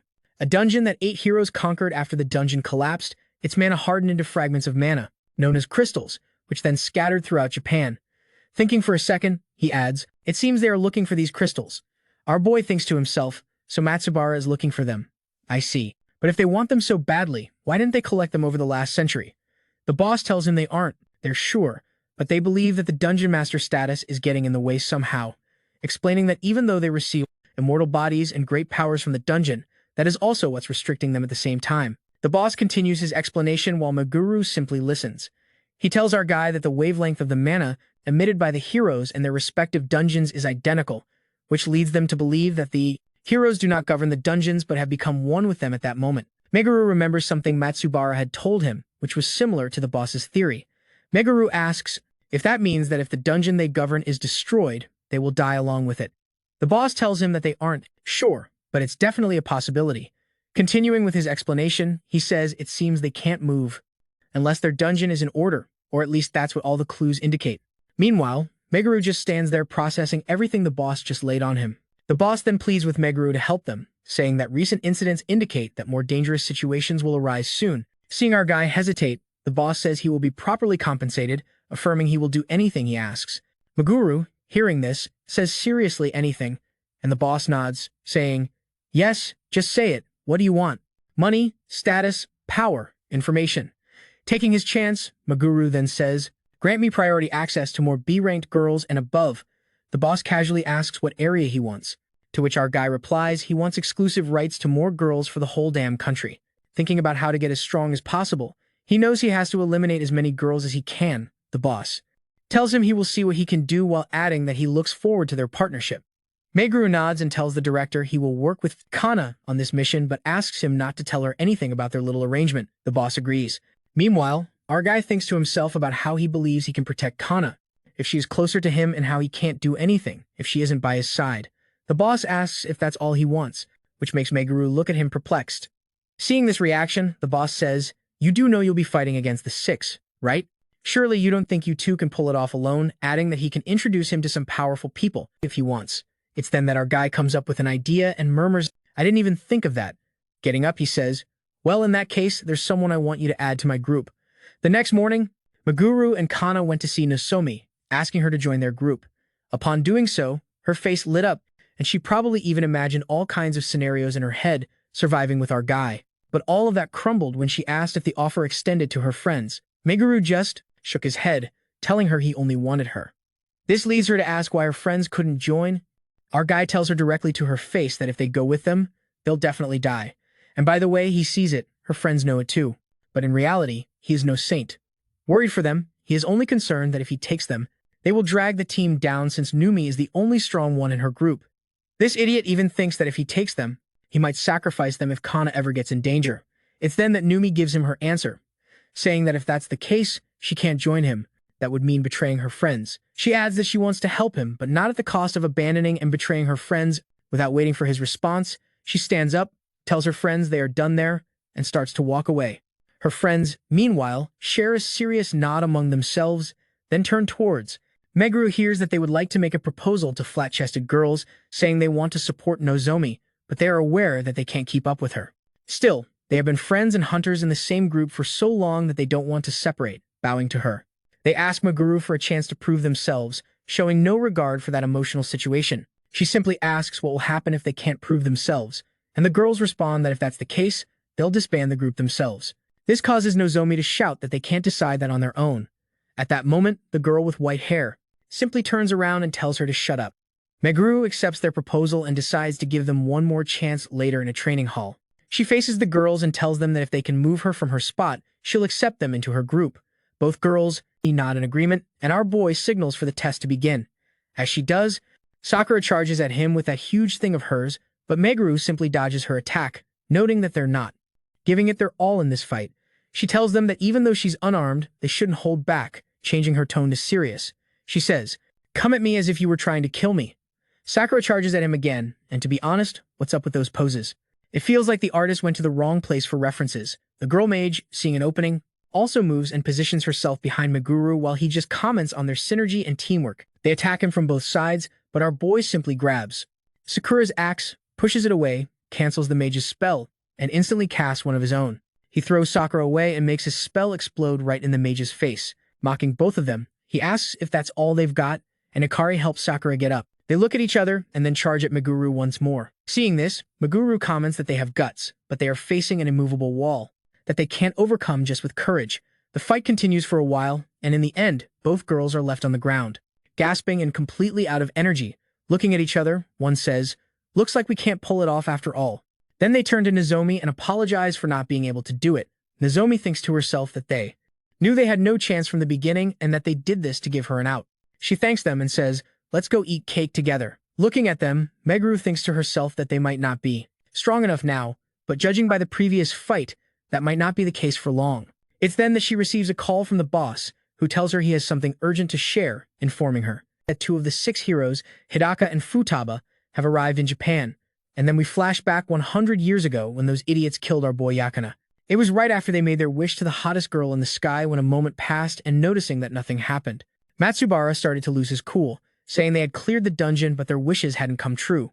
After his little tantrum, a bunch of system windows popped up informing them that they had become masters of the dungeon and that they had to find a dungeon within 72 hours and govern it or else they would die immediately. The system informs them about their benefits like not aging and other things we won't mention, and then drops the bomb that when the dungeon collapses, they will be able to collect the crystals, and these crystals will spread all over Japan and they can fulfill their wishes by collecting them after finishing reading all the information. The fat guy says it seems that only one of them will be able to fulfill their wish. The killer smiles widely and says, "It looks like we're enemies now." Then they all start sizing each other up before they could throw themselves at each other. The archer, Surumi, points to the system panel and says that there seems to be a lot of information there. Kawasaki agrees, saying that the day will end. Before they can read it all, "Hey guys, I'm not a fan of motorcycles, but I wouldn't mind riding this Kawasaki." It's then that the psychopathic girl pulls out her phone and tries to take a picture of all the information, but the system doesn't allow her. Seeing all those letters, Matsubara simply says, "No way, I'm not going to read all this. This idiot doesn't know what's going on, and the only thing his brain could understand from all the information was that he just had to collect those little crystals to fulfill his wish." Then to make matters worse, he says, "I guess I can take my time if I kill them all first." Turning to leave, he says, "You can waste your time reading all this. I'm going to China," claiming that China is by far the best option since it's close to Japan, and then just walks away. Hearing this, the archer says, "Well, China does have a geographical advantage, but that idiot really left without reading it all." Then turning to the system window, the rest continue reading the remaining information. His gaze lands on a particular panel that basically says that one of them could become a god and would be able to do all kinds of crazy illogical things, which basically means that only one of these fools will survive while the others die. The archer reading all the information says that judging by the description, it seems they won't be able to gather them overnight. The killer, for some strange reason, kept getting stuck on the fact that they would have to kill each other. Their talks continued for a while back. To the present, the fat guy is trying to have a serious conversation with Futaba, telling her that they will have to fight each other when they face the others, and that only one will come out alive. But Futaba is more worried about her social media followers than listening to this guy. Well, you can't blame him. This guy is hard to look at. He asks her to put away her phone, and she does. Asking if he has any idea on how to gather the fragments faster, the fat guy says he has a plan. Incredible, but he just needs a little time to prepare it. At that moment, she loses all interest and tells him to handle it himself. Just then, he tries to say something, but Futaba gets serious and says, "Hey, I didn't say I wanted to take some pictures. Didn't you hear my request?" A symbol starts to glow on the fat guy's neck. He tells her to go ahead and take the photo while thinking to himself how hard it was to get her to accept his plan in the end. He had to make a pact with her where he must obey all her requests and can't harm her. Meanwhile, back in Japan, our boy just received the news that 2 heroes are in the country.